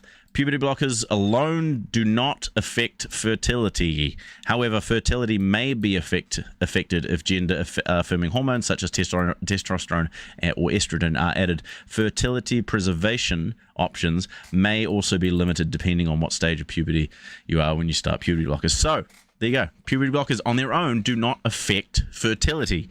So these two are lying. Gender-affirming therapy, true or unrelated. They are not reversible. Yeah, they are. I mean, the scientific literature is clear about this. You are just repeating anti-trans hysteria. That's all you're doing. Okay, where is your evidence that puberty blockers sterilize children? We have spoken to a doctor who. Where is the evidence? This is why we need statistics. Show me the evidence. Oh my God. Oh my God, science! Oh no! How dare science do this thing? Our conversation with an actual doctor who's actually worked. Yes, there are transphobic doctors. That is a thing that happens. Yes, No. It's not transphobic. he is if he says that puberty blockers are sterilizing kids, and that we should. Do you know that? That puberty blockers? Let us talk. It's our show. I know, but I just want to address the puberty blockers thing. No. So psychological distress in trans kids, right? Because we're talking about. Look, if you can't allow us to speak on our own show, you can't allow us to speak on our own show, we'll just end the show. I don't care. So fucking pissed. Tell me what you're gonna say. Right. So we had a doctor on our show who worked at the largest children's hospital in the world. Okay, Texas Children's Hospital. Okay. Now, he worked on these gender-affirming care. Just pause it there. I'm doing exactly the same thing I was accusing them of, is not listening to what they're saying while so reading the study instead. Programs. He told us everything about the process from going from a kid's parents, being told that they're born in the wrong body, okay, because they're showing traits that they might be a girl, because they might wear a dress if they're a young boy. Things like this. And then they're put onto puberty blockers and then onto surgeries in some cases, okay? Now, these puberty blockers are irreversible, okay? They cannot be reversed. They damage someone for life. They are permanently tied to the lie. medical industry. They have a lower IQ. It's just a Their fact. bones It's do just a not fact, develop guys. properly. It's just a fact, Stupid. mate, okay? You can't And just even if keep they go saying to it's a puberty, fact they won't because have you're a providing no micropenis. evidence. Because it is. They won't have an Because orgasm. it is a fact. They won't have an orgasm. It is a I mean, fact, mate. no, it's I not. mean, I mean, you I've laugh, got, but I've got this is happening to I've children. got, okay, no, hold on. You said your part. Now I'm going to respond to it. Programs. No, you haven't. You're just on the internet. You- don't Like you're just like reading a bunch of statistics. You haven't like, actually spoken to anyone. I'm See, okay, so the thing, what would have been, okay, apparently, I would be more reliable if I had have actually spoken to someone. So these guys have spoken to a doctor who supposedly worked at the biggest children's hospital in the world, and that means that he's an authority on what goes on for trans care. But I haven't spoken to anyone. I'm just reading shit off the internet. So okay, quoting any scientific professional. studies. who I don't have care actually what been through this. I don't care what some transphobic doctor has to say. I've got science, They're not scientific transphobic. studies. Have you spoken to They're not detransitioners? Detransitioners are like 0.2% of the transgender population. That's The, not true. the vast majority. Oh, Yes, it again, is. so here we have because the statistics. trans The community vast actually majority, rejects the vast majority, detransitioners the because vast of majority their of narrative. transgender people, the vast majority of transgender people, result in having better mental health outcomes and also No, going on to continue. right. Yeah, That's lies, actually. give me the The statistics. statistics of How many people who've already detransition? transitioned- Pardon? How many people detransition? What's the statistic on that? Well, if you're going through it from a child to an adult, about 80-something% of children actually grow out of it. That's a lie. That's It's not not a lie. That's a Here we go. lie. Here we go. Detransition facts. For instance, in a UK survey of 3,398 attendees of Gender Identity Clinic found that just 16, about 0.47%, experienced transition-related regret. So that's less. Artemis, tell Aslan that SRY, the Y chromosome responsible for the growth of male genitalia, isn't present in women at all. Simple as that. Women have XX chromosomes, and while men have XY gender.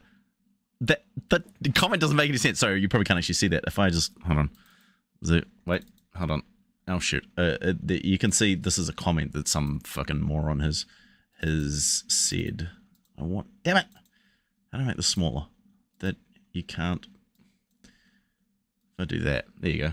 Tell Aslan that that SRY, the Y chromosome responsible for the growth of male genitalia, isn't present in a woman at all. Simple as that. Women are XX chromos, while men and XY gender is simple as that. That's fucking dumb. Sorry, that's just a very dumb comment. Than 1% of 4,000 trans people. That's not true at all. How? I mean, I'm reading from the. What is this place? Yeah, exactly. Where are you referencing? What do you mean exactly? Like they are unable to provide any scientific evidence for their assertions. And I've got something and I can't tell them the name of the fucking website. And they're like, for reference, I can actually find what it was. Oh shoot, that's not what I want to do. Where I'm getting these statistics from. Because the reality is that detransition people are a vast minority. Where did I have this here? See that one real quick. Gendergp.com. Detransition facts and statistics in 2022, exploding the myths around detransitioning. So I'm saying from one transgender study claims that 80% desistance rate in trans children. However, when the study is scrutinized, it was so this is what they're talking about. This is the 80% that they're talking about. However, when the study is scrutinized, it was discovered that the methodology was deeply flawed. The study in question did not differentiate between the following: young people with gender dysphoria, young people who socially but did not medically transition, and young people who were simply exploring gender diversity. In fact, nearly half of the children involved in the study could not be located at its conclusion. So it's a flawed study. They were recorded as detransitioners by default, and thus desisters by default. And thus detransitioners. Only justifiable conclusion is that that could be drawn from the study is the subsequent review of its data. On a subsequent review of its data, was that strong gender dysphoria was a good predictor of future medical transition. That's the only conclusion that could be drawn from that. Good point, Jamie. I approve. Impacts of misinformation and detransition. Okay, so the one that I was talking about here, the study of 3,000. So this particular study, if I just go to the thing here, I don't know why I didn't do this in the fucking debate, but this is from maybe I did do this in the debate. The Biennial E-Path Conference Inside Matters on Law, Ethics, and Religion table of contents. There must be a. Also, welcome, Jamie. Nice to have you here. Masculine, the effect of no gender confirming surgery in trans men.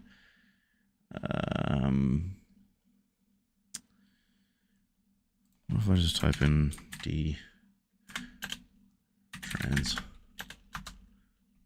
detransition rates a national and UK gender identity clinic. Okay, here we go. So this is the actual study. Detransition rates in a national UK gender identity clinic.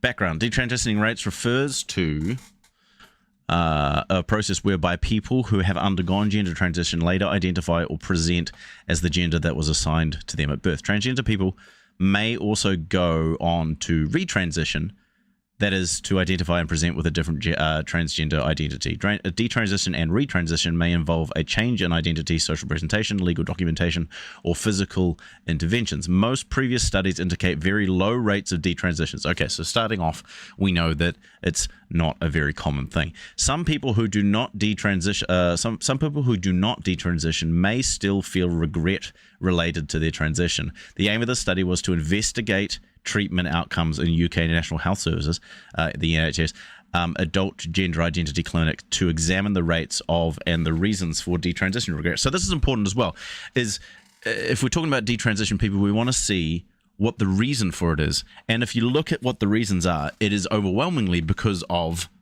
societal pressures, because of their families, because of unacceptance, all that sort of stuff. It's not because they necessarily regret transitioning. It's because of transphobia. So here we go. Results and conclusions. Of the 3,098 patients who had appointments during the period, 16, so that's 0.47%, expressed transition-related regret or detransitioned. Of these 16, one patient expressed regret but had not considered detransitioning. 2 had expressed regret and were considering detransitioning. 3 had detransitioned, and 10 had detransitioned temporarily. The results stated by patients for their regret or detransition included social factors, reporting physical complications, and changing their mind about their gender identity and the identity that the gender assigned at birth. The 16 patients consisted of 11 trans women, 2 trans men, 2 cis men, and 1 person assigned male at birth who said their gender identity was trans. Okay, so, I mean, that's pretty self-explanatory.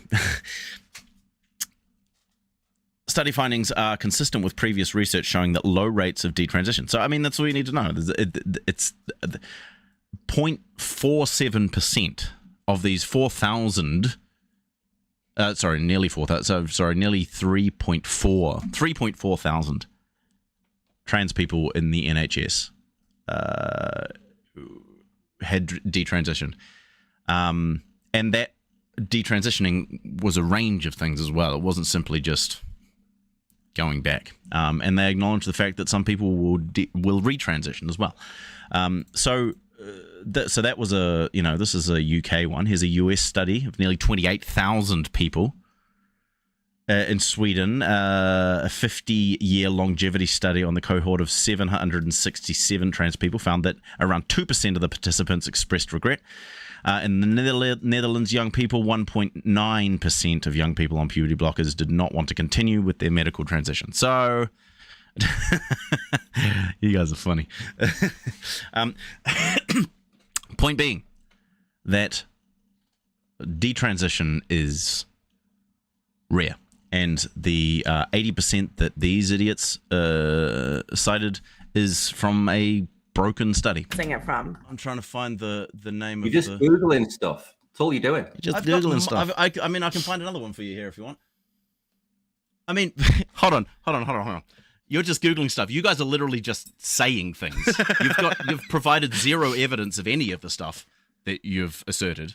I'm actually providing evidence. You may dispute hold on. You may dispute the evidence. That's fine.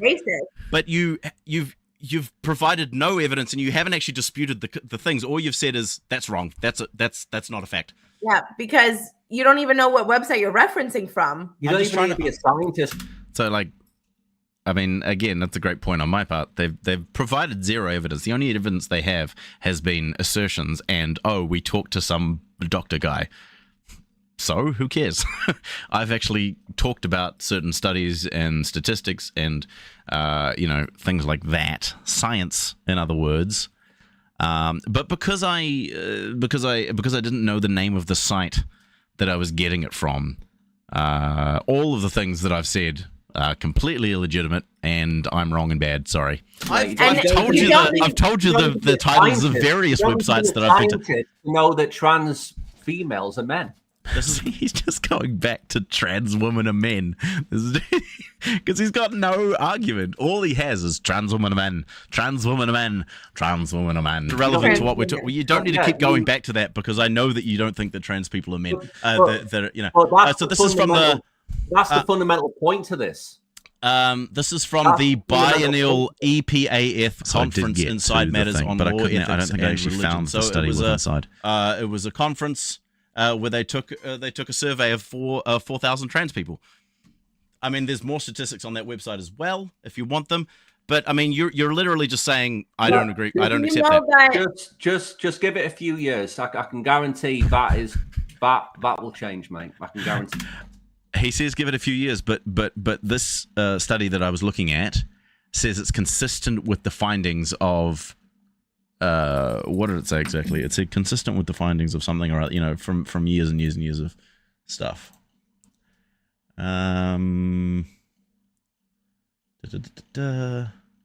Previous studies indicate low rates of detransition.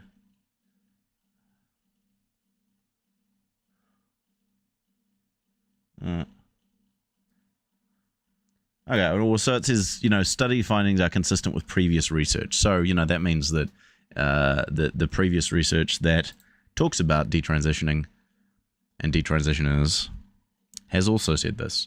But he's saying give it a few years, and I'll be wrong. Figure that. Can I address the comment? How many in the sample and how long after surgery were they asking them if they regret it? And that insurance doesn't actually cover detransitioners. So they cover for transition, but if you do it... Why is she bringing up insurance? That's got to do with medical, with the state of the medical, the state of medical care in the United States or the UK in that situation. I mean, what's that got to do with anything? Whether people... detransition. I mean, it's a fucking red herring. It's just. I think it's more than 3 years later, then you're fucked and you have to pay for it all yourself. Which is why with that New York Times article, which came out last week, I think it was, it highlighted. So it's okay to accept the New York Times. What if I don't accept the New York Times? Sorry, I don't accept it. That's what I'm saying. Fine. I'm just trying to say that in that article, I don't accept the article though. Sorry, that's not good enough evidence. Okay, but do you accept the fact that there's lawsuits being filed against these doctors, but there's lawsuits being filed against these hospitals who have actually carried out these surgeries without giving the patient proper, information before going through these surgeries? So their argument here seems to be like, and this is the thing is they're generalizing again. They're talking about individual cases that they are then generalizing to the thing. I mean, they're talking about court cases of detransitioners who are upset because they weren't given the proper information before going into a surgery or whatever, and then they regretted it and they've come out the other side and go, okay, but again, I mean, that is not consistent with what the actual science says, which is that detransitions are incredibly rare. And so, and a lot of the reason for them are to do with societal pressures, not to do with the fact that they weren't told what the surgery would involve.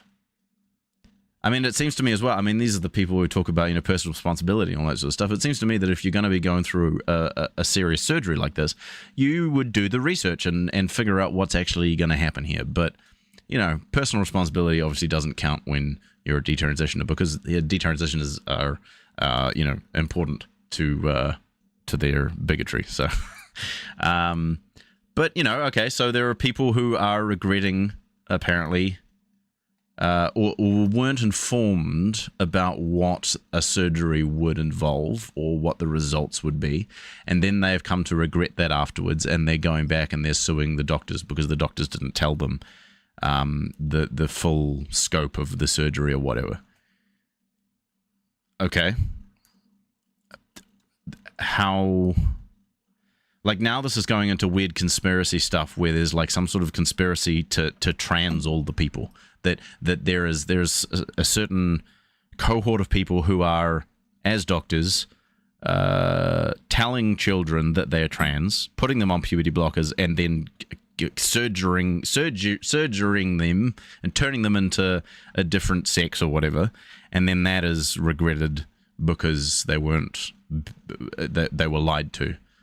But that's not the reality. There's no evidence for this. They're just upset about something that doesn't happen. Or maybe happens, I don't know, maybe it's happened once or twice. I mean, there's Chloe Cole. I know that she's one prominent detransitioner. And she's upset because the doctors turned her trans or something. But that's one person. And that's that's consistent with the statistics. The statistics being that come to us, we will trans your kids here. That's consistent with the statistics, which are that detransitioning is incredibly rare. I don't know what the statistics are on being lied to and getting surgery, but that's going to be a very, very small subset of the reasons why people detransition, because there are multiple reasons why people detransition. It's not just this, shadowy group of doctors who want to trans kids for some reason. No, I don't accept the New York Times. Sorry, but that's not New York Times. That's referencing actual lawsuits. You don't even know the website you're referencing that from. What are you talking about? The New York Times, mate. I just said it. No, you said it wasn't the New York Times. I'm just fucking with them here because they wouldn't allow me to talk about statistics. I was bad because I didn't know the website they were talking about. I was saying I don't accept the New York Times because they had said that they do not accept certain other things. So I'm like, no, I don't. I'm sorry, I don't accept that. I'm just using like I say, at this point, I'm being a sassy bitch and just like using their own strategies against them. What? You just said, okay, now we're just playing games here. Unless you twist him a words around them. Okay. See, now they're getting frustrated because I'm using the same stuff on them. Which is hilarious because like they can dish it out, but they can't. Look, at the end of the day, just trying to illustrate the point. I wanted to address the puberty blockers thing because again, according to science, puberty blockers are actually good because they allow a child to press pause on the puberty, which could be potentially. You're not even letting me finish. According to what science? I've got studies right here. You aren't referencing anything. How is pausing puberty a good thing? Because if you go through the wrong puberty, you can experience dysphoria, which is bad for your mental health. No. Yes. And yes. you will experience the American Psychological Association. So do you not accept the American Psychological Association? American Psychological Association. Do you not accept it? Well, I'm not even American, so I don't have to accept it. Okay, so you don't accept that gender dysphoria is a thing based on the American Psychological Association. What are you talking about? Okay, I'm trying to explain it.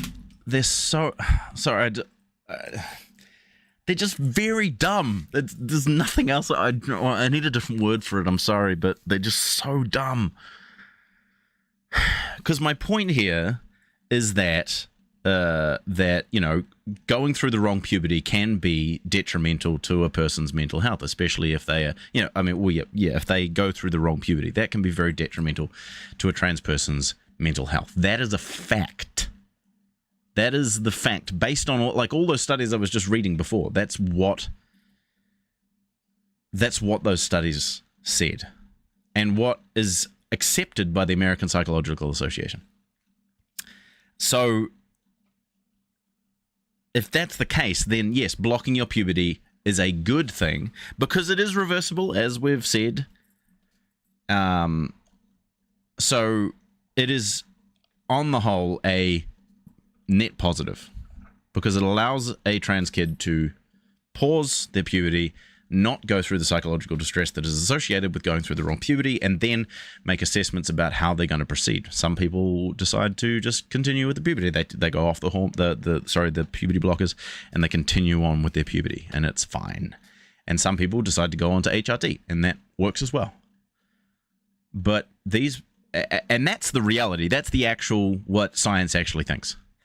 But these people don't care about that shit. All they care about is their feelings. Nah, it's wrong, it's bad, and what some fucking transphobic doctor has decided to tell them to you, but you're not listening. Gender, we've already talked about this. Gender dysphoria, we've all agreed, is a real mental health. Okay, and I'm explaining you why puberty blockers are related to that, but you're not They're listening. not good for children. You're not listening. But they're not good for children. You're not listening. You're just saying they're not good for children, but you're not listening to my point. How can you sit there and say that pausing someone's puberty? I'm trying to explain it. I'm trying to explain it to you. So that way they can realize what they identify as. I'm trying to explain it to you. The side effects that are for life. I'm trying to explain it to you. I'm trying to explain it to you. You realize that puberty blockers are actually not even approved by the FDA. Yes, they are. Explain it to you. That's a lie. They are approved by the FDA. You lying sack of shit. Assertion without any evidence. To castrate men who sexually abuse children, or for other reasons. You're just repeating Matt Walsh talking points. No, it's called fucking facts. No, it's not. That's facts. Straight from the mouth of Matt Walsh and Libs of TikTok. These puberty blockers are not approved by the FDA. They are. That's a fact. No, and when you take them, you're pausing your natural biological cycle in your body, and therefore you will not. What about precocious puberty? Bone density. What about precocious puberty? What about lower IQ? I mean, that's just so dumb. Like, yes, there are side effects, but like this thingamajig said here, you can. There are calcium supplements you can take which will help with bone density. IQ. What about precocious puberty? Worrying about IQ is fucking dumb. Like, IQ is just. Like, there are so many problems with the whole IQ thing, and it's just not even worth going into. The only people who are concerned about fucking IQ are fucking white supremacist dipshits. Micropenis. What about micropenis? And if you allowing children to actually go through puberty, which is an awkward process for, I think, every single human being on this planet. Ask somebody who fucking loved puberty. So here she is conflating, not enjoying puberty, which, yes, is a thing that people don't do. She's conflating that with having serious psychological problems, the serious psychological problems associated with going through the wrong puberty. Those are not the same thing. No one did, okay? Anyway, if you actually allowed these children to go through their natural process of puberty, about 82 to 87% of them will actually grow out of it. That's a lie. That's the study they are citing or thinking of from that is a lie. It's a broken study that on review, the only thing that could be concluded from it, what did they say? Where is it? There was a thing about puberty blockers. No, dang it. Where is it? I think it might have been the first one. Oh, no, it's not. It's this one, yeah.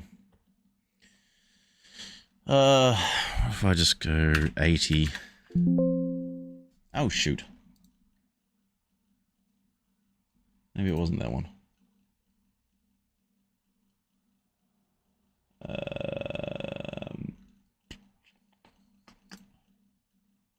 Maybe it wasn't that one. Where is that? Blockers. Shit. I'm not going to be able to find it. Oh, maybe, this is detransitions.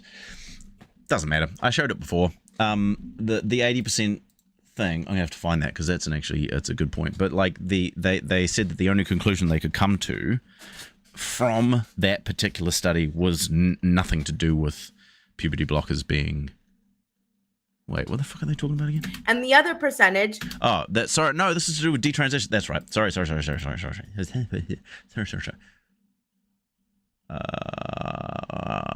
Here it is. Here, yeah. One detransition study claims an 80% desistance rate of trans children. However, the end of the desistance myth. So this is talking about the scrutiny of that particular study. People are starting to listen to the transgender community when they say something is going horribly, horribly wrong inside medical institutions with the power over us. It's time for the 80% desistance figure to be relegated to the same junk science bin as the utterly discredited link between vaccines and autism. So this particular person, the board member of the Trans United Fund, Bryn Tannehill, says that equates the 80% desistance figure to the link between vaccines and autism. That's how bullshit it is, according to that particular person. But here it says the only justifiable conclusion that can be drawn from the study on subsequent review of its data was that strong gender dysphoria was a good predictor of future medical transition. So all that study proved was that having gender dysphoria, like a strong gender dysphoria, was a predictor of wanting to actually transition. So, fucking.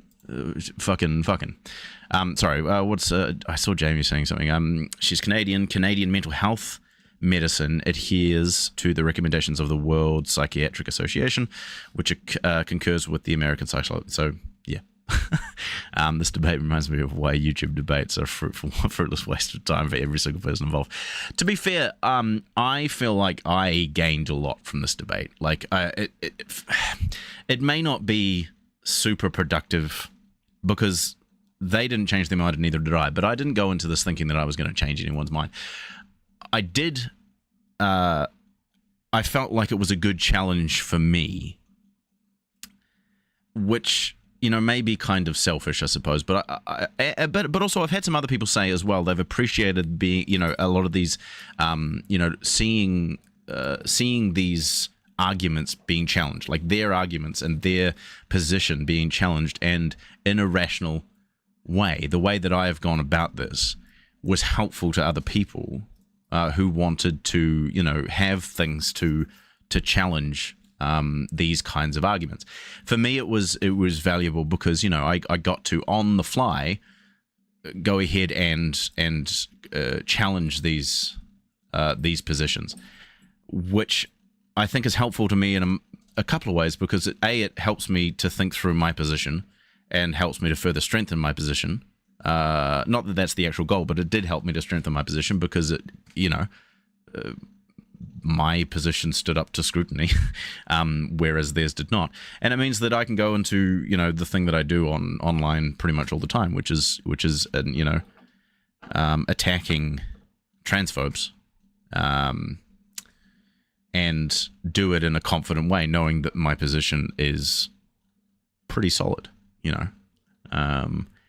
And also, you know, it made me engage with a lot of different studies and things like that, which again helped to bolster my position, and also just gave me some more ammunition against these kinds of stupid arguments. And it also just kind of like it reinforced to me how feelings based their position is.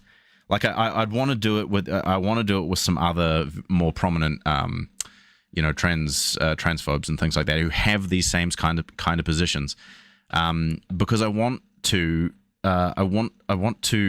confront them with these actual scientific realities, because they don't get this pushback, and to be able to present this stuff to them, and to them to just go, oh, I don't care, I you know, and be like, oh well, you know, a trans woman is a man, you know, and not actually engage with the thing, reinforces that their position is completely feelings based. Is completely feelings based. It's not based in any kind of scientific reality. It is completely feelings based, and that is an important thing, I think, as well. because it's all well. Yeah. I think I've made my point anyway. So that's kind of why I did it and what I got out of it. Anyway, there's only about 10 minutes left of this, so let's keep going. Are either on the spectrum, they've been sexually abused, natural being on this planet. Ask somebody who fucking loved puberty. No one did, okay? Anyway, if you actually allowed these children to go through their natural process of puberty, about 82 to 87% of them will actually grow out of it. And the other percentage are either on the spectrum, they've been sexually abused, they have gender dysphoria, and they need mental health support. So, they don't need puberty blockers and surgeries to cure what's going on in their brain. They need physical help with an actual psychologist. I mean, but I'm telling them the things that I've told them the things that help with these issues, and they're like, nah, that's not. They don't need help with surgeries and puberty blockers. They need the support from these mental health professionals, and they're not giving them to. The mental health professionals say that puberty blockers help with the mental health of trans people. That's what mental health experts say. Children, because the easy way out is to put them in line in the medical industry, and they're little cash cows. She's just she's just spouting conspiracy bullshit. Just put them in line. It's big pharma. Cash cows. That is disgusting and disturbing, and everybody should feel like that's wrong to a child. You're denying these things to children. You're mutilating them. You're sterilizing them. Children. And I keep stopping, but like right at the beginning of this whole diatribe of stuff, like right back when we started talking about puberty blockers and stuff, as I said to them, puberty blockers and surgery aren't the same thing. And they go, I know. But they always bring them up in the same breath as if they are the same thing. It's dishonest. Children should get to decide whether they want children or not. And they might not want them, but they should have the opportunity to choose. And these things are real. They are not talked about in mainstream media. However, there are lawsuits being made against them. So, like, just anytime someone says mainstream media, that's an immediate red flag to me, because it's just a fucking right-wing dog whistle. These doctors who are willing to do this and go against their actual code of ethics, against the oaths that they took to be professional medical health providers. This is real. And I don't know, maybe you don't have children, so you don't feel the same, but everybody should feel like this is wrong towards children. That's a fact. What about precocious puberty? In what way? Do you know what? See, I didn't even want to engage with any of that shit because it's just conspiracy nonsense. It's all like, oh, these doctors are coming in and they're doing it. Yeah, exactly. As if the fucking New York Times isn't part of the mainstream media. Jesus Christ. They're just like this. Again, I'm sorry, but they're so dumb. I don't want to engage with any of that stuff because it's just conspiracy nonsense. Doctors are, they're training the kids and they're using them as cash cows so that they can, get lots of money and the mainstream media. It's just conspiracy theory nonsense. Absolute nonsense. This is just with no basis in reality. And so I just ignore that and go back to my initial point, which is what about precocious puberty, which had been, the puberty blockers had been used for, like I said, like this thing that they were, approved by the FDA for the use against precocious puberty in 1993. Precocious puberty is that where it happens too early? Yep. Well, do you know that they use? No, I'm not talking about you. I'm saying they use. What did she say? Is that where it happens too early? Yep. Well, do you know that they use? No, I'm not talking about you. I'm saying they use. I mean, everybody goes through it at a different time. Oh my puberty God. Blockers are used to treat precocious puberty. No, those are two different things, and also intersect. No, hold on. You're saying that puberty blockers should not be used because they're going to sterilize children and da da da da da. Puberty blockers have been used for decades to help with precocious puberty. Yeah, but not these specific drugs. These specific drugs. These specific drugs. I was a little bit I was a little bit hesitant in my mind when I said this. these specific drugs, because I wasn't 100% sure that there was a difference between Lupron and the GNHRA or whatever it was. But they are the same drug. It's the same thing. And also, they seem to, like, they make this distinction between being used for precocious puberty and being used for trans. They're like, those are two different things. But then they go ahead and they say this thing about sterilizing sex offenders, and then that is not a different thing from using it on trans kids. So that, so they connect the two things. They distance the two things when it's precocious puberty and trans, but they want to connect the two things when it's sterilizing sex offenders and trans people, so that they can say that using it for trans kids is sterilizing. It's not, because according to the science, there is no effect on fertility. So drugs have been used to help with precocious puberty. So why is it okay to be used for precocious puberty, but not for transgender kids who identify as a different gender? Well, I want to look up the drug that they're using. What is the drug you're talking about?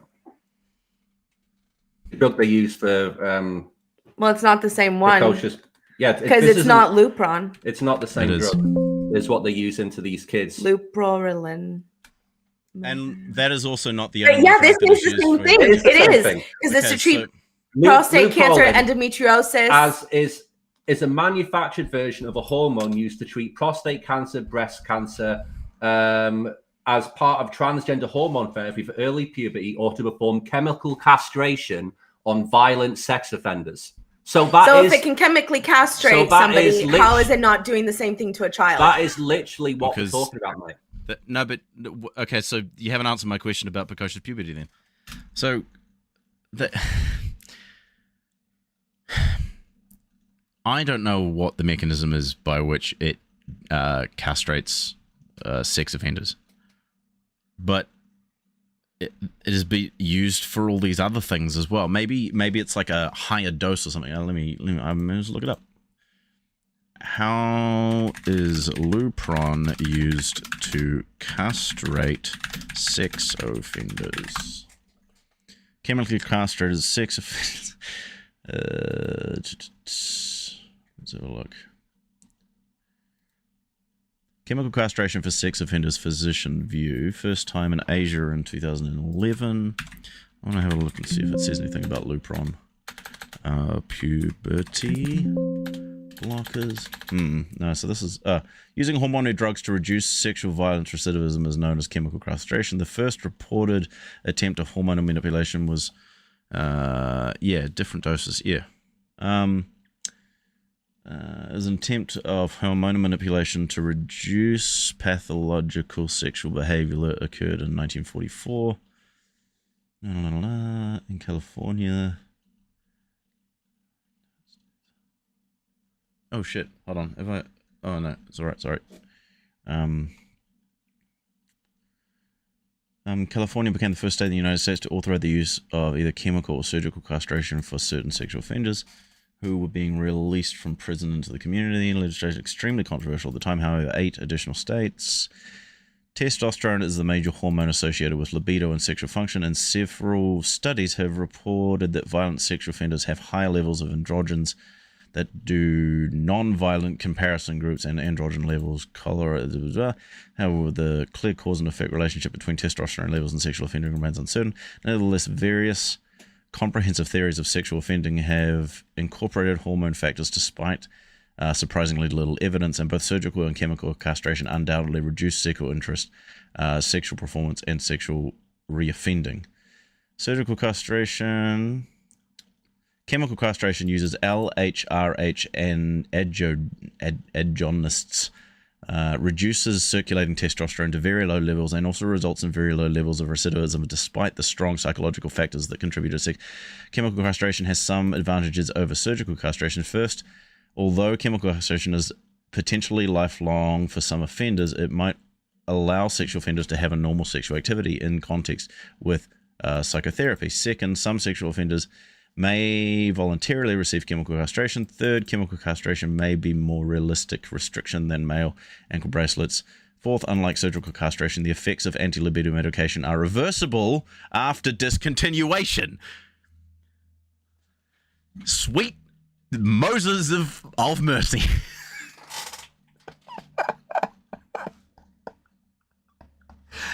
So even the chemical castration is fucking reversible. Oh my god, I think I'm gonna come. Not because of the sex offenders.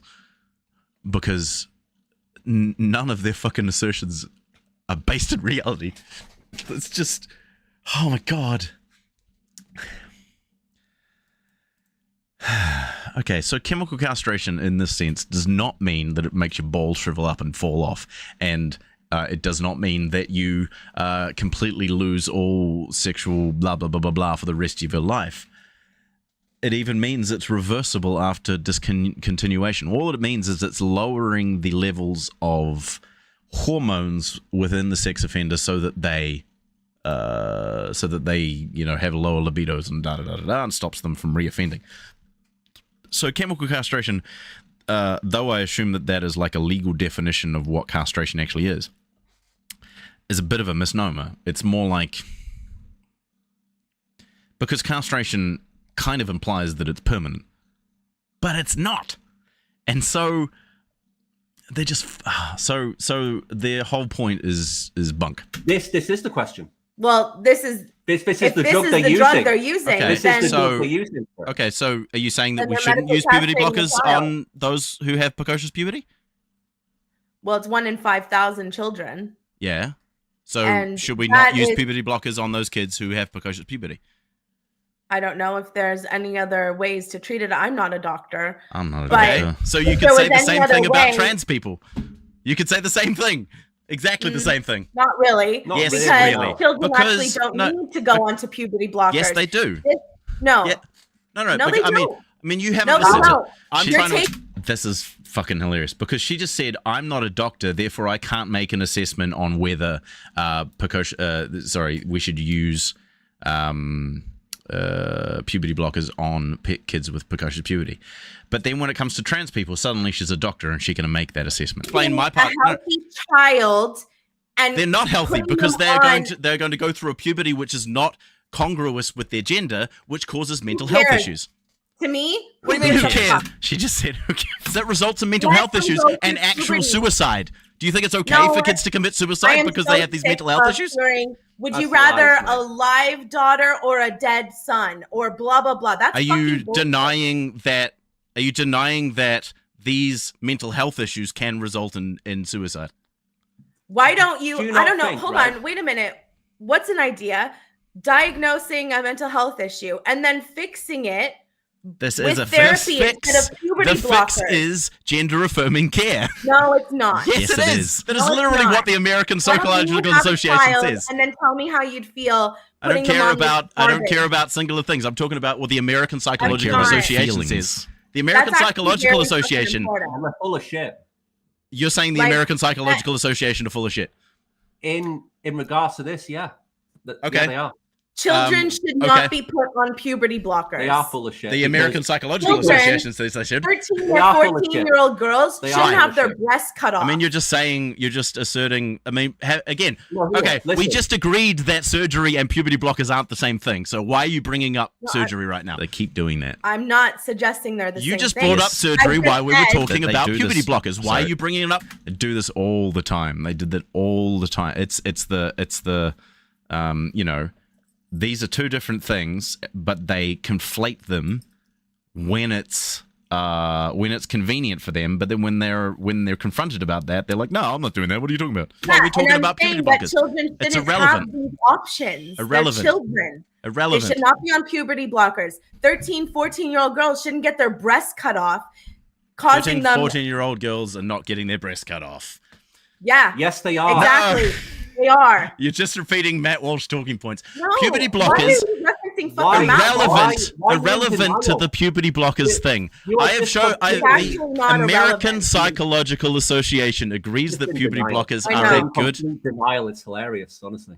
He's talking about that I'm in denial, even though I'm providing evidence, and they're just saying, "Nuh-uh, no, nuh-uh, no." It's absolutely But you're When hilarious. you just live in the you're just real saying world- that science doesn't matter. You're saying No, I have this you're feeling. saying facts. You're saying it doesn't No. matter. You are literally saying facts. You are saying that You're saying that your feelings care more than are more important than facts. You are feelings over faxing right now. You are literally feelings over faxing right now. No, You're doing. what? Because Oh my the God. facts are, according to science, the American Psychological Association, according to all reputable science and psychological associations, that what I'm saying is true. You are just saying, nah, that's feelings over facts. Care means to cut off someone's breasts. It means to cut off someone's dick. It means It's to cut to off stop someone's puberty. vagina. It means to stop someone's puberty. If That's what it if someone reaches the age at which they are able to medically consent to having Okay, their what's the breast cut medical off, age? What do you think is a great age to consent for this? well, stuff? according to doctors and scientists, No, it's for you. 18. For you, Yeah. what's your opinion? My opinion is You what the really doctors and think that scientists say. children- 18. You really think children should consent? 18. Well, if it's 18, then they've already gone through puberty. They might have been on puberty blockers, which has stopped them. No, but that's still gender affirming care. Yes, gender affirming care is good and helps with psychological problems it's- that are No, it caused doesn't. by gender No, it dysphoria. doesn't. Yeah, it No, it is. doesn't. We agreed that gender dysphoria is a thing. Yeah, and I don't agree. Neither of us agree that you should be on fucking puberty blockers. Children cannot consent to this crap. This is not FDA approved for. Can children consent to to an appendix removal? An appendix removal? That's a medical procedure that's necessary. Every time I try to use an analogy, they use this fucking indignant thing. They're like, "What? Why are you bringing this up? What has this got to do with anything?" They don't understand what the fucking analogy is and why I would use one. It's just, the reason I'm bringing this up is because, consent to medical procedures is something that children can do with the help of an adult. And that's what happens when you go through these things with doctors and with parents and da-da-da-da-da. That's what happens. If it's going to burst inside of you. What are you talking about? And taking you steps not to think alleviate so? gender dysphoria is also a medical procedure which helps No. a child. And you're saying, no, but hold on. You just said that a child can't medically consent. You were just saying No. that. Yeah, they cannot. Okay. So how are they supposed Again, to? have you Okay, talked to so- children at all? No. Okay, you but ever if your around assertion is children? that if your assertion is that children can't medically consent, then they shouldn't be able. Then we should just leave appendixes in there to burst.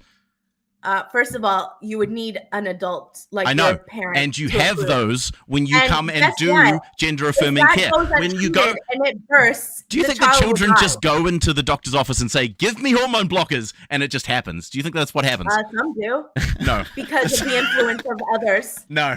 Yeah. You're just making shit And up. did you know I'm that sorry, they're you're being just socially transitioned in schools you're without just parents' making shit up. consent. Oh no, socially. they're not. Yeah, she just said that, they've been socially transitioned in schools without their parents' consent. I mean, to some degree, that is true. And some degree, I think that is a good thing because parents can be transphobic. But they're always defaulting to this being something that is happening to the kid rather than the kid being something that, making a decision themselves. That they've come to understand their own gender and that they can take steps to socially transition in a way that makes it more comfortable for them to go through their life. And then from that, they've been given the option to go on, puberty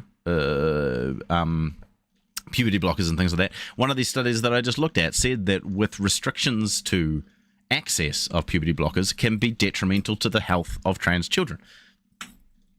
And these people are okay with that. They don't care about these kids. But you're just saying things. You're just saying that's what happened. You can't just walk. An 11-year-old child cannot walk into a doctor's office and say, "I'm No. trans. They're Give me being puberty socially blockers." Transitioned in schools behind Yeah. parents' backs. How do you transition? How do you get puberty blockers in schools? It's socially transitioned. But how do you get puberty blockers in schools? And they're being pushed into the guidance counselors' offices and talking behind What's the that parents' got to back. do with puberty blockers and getting Because consent from by doctors? the time that they even talk to their parents, they're already aware of all this information because they got it from the school instead of actually having a conversation with their own Why parents. is having more information a bad thing? See, that they're just upset that kids are being given information. Oh, there's so many good fucking clips from this. I'm gonna clip that. Why is it going behind parents' backs? Because some parents are transphobic and they cause children to have serious psychological problems.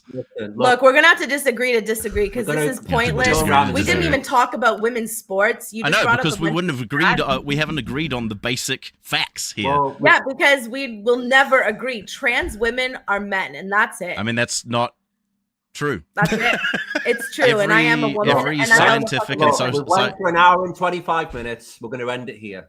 We usually go for an hour. We're giving you 25 extra minutes. Okay. How magnanimous of you. So Trans women are men. I implore you to actually read some scientific That's my studies. favorite part. rather I'm a than woman. just- I don't need any scientific facts. I don't need to talk to any doctors. Yeah. Oh, sorry, that's just the funniest thing I've ever heard. Hey, thanks for a great discussion, guys. It's a shame that you don't care about what science has to say. It's a shame that you don't live in reality. It's a shame Science. that you Like- don't. Hey, Cherry. Yeah, I do, because I listen to what science... Sorry, I haven't seen this particular mod in a while. So yeah, it does come back to hating that children have agency. It's fucked up. That's why they don't like teaching consent and things like that, because it means that the children can have agency and that they can be more easily abused. And you know, preventing your child from being able to go through the puberty that more closely aligns with their gender is abuse. It is because you're causing your child psychological harm, and you're a fucking asshole. And that's what these. So I seriously hope that these two, their kids are not trans or gay or something like that, because they would then end up being abused by these two. Aslan won. I mean, if Aslan won, I think that society. Yeah. It's a shame that you don't live in reality. It's a shame Science. that you don't. Yeah, I do, because I listen to what science has to say. won. I mean, if Aslan won, I think that society is fucking crumbling. Someone in the comments said that I won. Just by the way. It's just weird that you're being science deniers. I don't get it. I just don't understand. It's not science denying. It not is. You just science. said you don't care about science. You literally Wow. just said that. They do have kids. Well, at least she does. She said she's had 2 kids, so you know. You literally just said, I don't care about science. Yeah. It's just ridiculous, right? No, So they I- don't even listen. They don't even listen. Like, they're talking about not living in reality, and like they're saying that I don't live in reality. But she said I don't care about science, and then I said you've got to be a science denier, or they're being science deniers, and she's like, I didn't say that. They're literally denying the thing that, like, the reality of the thing that happened 5 minutes before. Said how I don't need to be a doctor to know that I'm a woman and what a woman is. A woman is not a feeling. We're not a costume. You can't just put on boobs, hair, makeup, nails, and say, I'm a woman now. I deserve every single right a woman has. That's complete bullshit. Women deserve their own spaces. We deserve Transgender our people own don't actually sports. have to do any deserve kind of our own transition to prison. be to be women. They don't have to do No, that fact stuff, is, because it's to do with your The gender, fact. not your sex. You guys need to learn about what no, actually we is understand reality. what gender is, but No, it's you a don't. social You construct. obviously Yeah, don't. it is. You don't. You need to do some reading. I mean, and honestly, I know this has been frustrating. So this is where, okay, so first of all, I say that this has been frustrating because they obviously are frustrated. They keep like scoffing at everything that I say and refusing to listen to anything I say, and then whenever I bring up a point or anything, they're just looking at the chat instead of listening to me. You know, they're clearly very frustrated, but as soon as I say, I know this has been frustrating, they're like, we're not frustrated, what are you talking about? Blah, blah, blah. But what I try to do here is to offer them the opportunity to have a read of the things that I presented, because I'm not afraid of them reading the, you know, like reading the stuff that I've presented and challenging that. I want them to do that, because that is an important part of academic learning and understanding and these sorts of things. But these two don't want to do that. They don't want to do any reading. First of all, they don't want to do any reading. Second of all, they don't want to challenge their own views or their opinions or their feelings or whatever. They don't want to do any of that because that's uncomfortable, and it means that they would have to change their position. And then third of all, they're just being intellectually lazy. They don't want to. I mean, that's covered by the. But anyway, the point is that they don't want to do any of this stuff, and so I'm trying to offer them. You know, because throughout this whole thing that they were challenging my sources and things like that, but without any evidence. They were just dismissing that stuff. So I, at this point, was like, okay, look, I want to send you guys this stuff so you can have a read and maybe, you know, blah, blah, blah, blah. But they are also unwilling to watch that. I get it. It I hasn't totally at get all. it. No, It hasn't I, been I just frustrating think at it's all. ridiculous. no, I just think no. it's ridiculous because we just go So- around. I need to do some reading. And honestly, I know this has been frustrating. I get it. I totally get it. No, Hasn't been I just frustrating think at it's all. ridiculous. no. I just think it's ridiculous because we just go around in circles. It's not. Yeah, It's yeah, not yeah. ridiculous. It's not Okay, frustrating. okay. It hasn't been frustrating. Great. Okay, cool. But what I would implore you guys to do is actually Yeah, I've enjoyed them read as well, Geek. what the current science has to say. And I can send you some stuff because I know sometimes it's hard to find, but I can send you some of these easy, things. mate. And because You know, because what we're just what's been Googling it. happening here. No, hold on, just let me finish my thought. I've been saying, like, I've been quoting some of these studies and these statistics and stuff like that, and you've been saying I don't Yeah, agree. 'cause you That's were fine. supposed to Hold have on, a let me finish. conversation. Let me finish. You Let me wanted finish. us to Hold bring on. shit. See, this is so frustrating is they won't even let me finish my olive branch. Like I'm trying to give them an olive branch here, like they talk about like what's the word? Healthy discussion between opposing points or whatever. But like, and I'm trying to do this, but they just keep talking over me and not letting me offer them this We stuff. wanted a conversation. We didn't want you to just. We like, wanted your we didn't- opinions on things. My and opinions are instead based on science. We with didn't want a stats. presentation. My opinions You are know, based on we science. wanted a discussion with you. We wanted a Yeah, discussion. but my opinions are based on science. So what I'm saying, just can you No, but they're please? not. They're can you not. please- They're yes, not, they are. because you Please, genuinely can you think let me that finish? women have dicks. Can you let me You finish think my women thought? have dicks. Can you You please think- let me? you think Can you women please have let me dicks. finish my thought because we're going to be finishing You're soon. not living in scientific Can I reality, finish my thought, please? mate. Sure, Okay. Sure. Because I'm trying to offer an olive branch here. This is what I'm trying to do. I'm saying that I We know don't need that. more of that. Okay, fine. That's cool. Okay, great, cool. Thanks, We guys. don't need Fucking Awesome. just We don't need them. Have Alright. fun living in ignorance. That's good. Well, Appreciate it. have fun living in a virtual reality where trans women are women, because that's will. not reality. I will. That's great. Thanks so much for having me. I appreciate you guys. Appreciate it. Take care of yourself. Aslan. All right. Aslan. Well, that was an absolute car crash. Really I- was an absolute fucking Yeah. car crash. And yeah, and then he said, "Good," and he's they put me back in the waiting room at that point, and I couldn't actually tell whether they were talking to me or to their audience at that point. So I was like trying to respond to them, but no, it wasn't. I was like in the waiting room. So that was fun. Yeah, I mean, I find it bizarre that they would continue to say, no, we have we have opinions based in science, when they presented no evidence based in science. They just presented opinions and feelings and anecdotes. They didn't, when I presented any scientific evidence, they just rejected it outright. They flat out said that they did not need science. But when I say, stop being science deniers, they're like, what are you talking about? We're not being science deniers. So it was bizarre to me. Bizarre. Totally bizarre. But it did come with some cool little, clips that I can get from that to make fun of these fucking morons. So, and all that other shit that I said before. So, I hope that was helpful for y'all. It was helpful for me to also like go back and have a listen to what they were saying and take a bit more time to mull over the points and things like that. So thank you for joining in with the stream. I appreciate you guys. I'm going to go and chop up some clips real quick and then go and rest because I'm tired.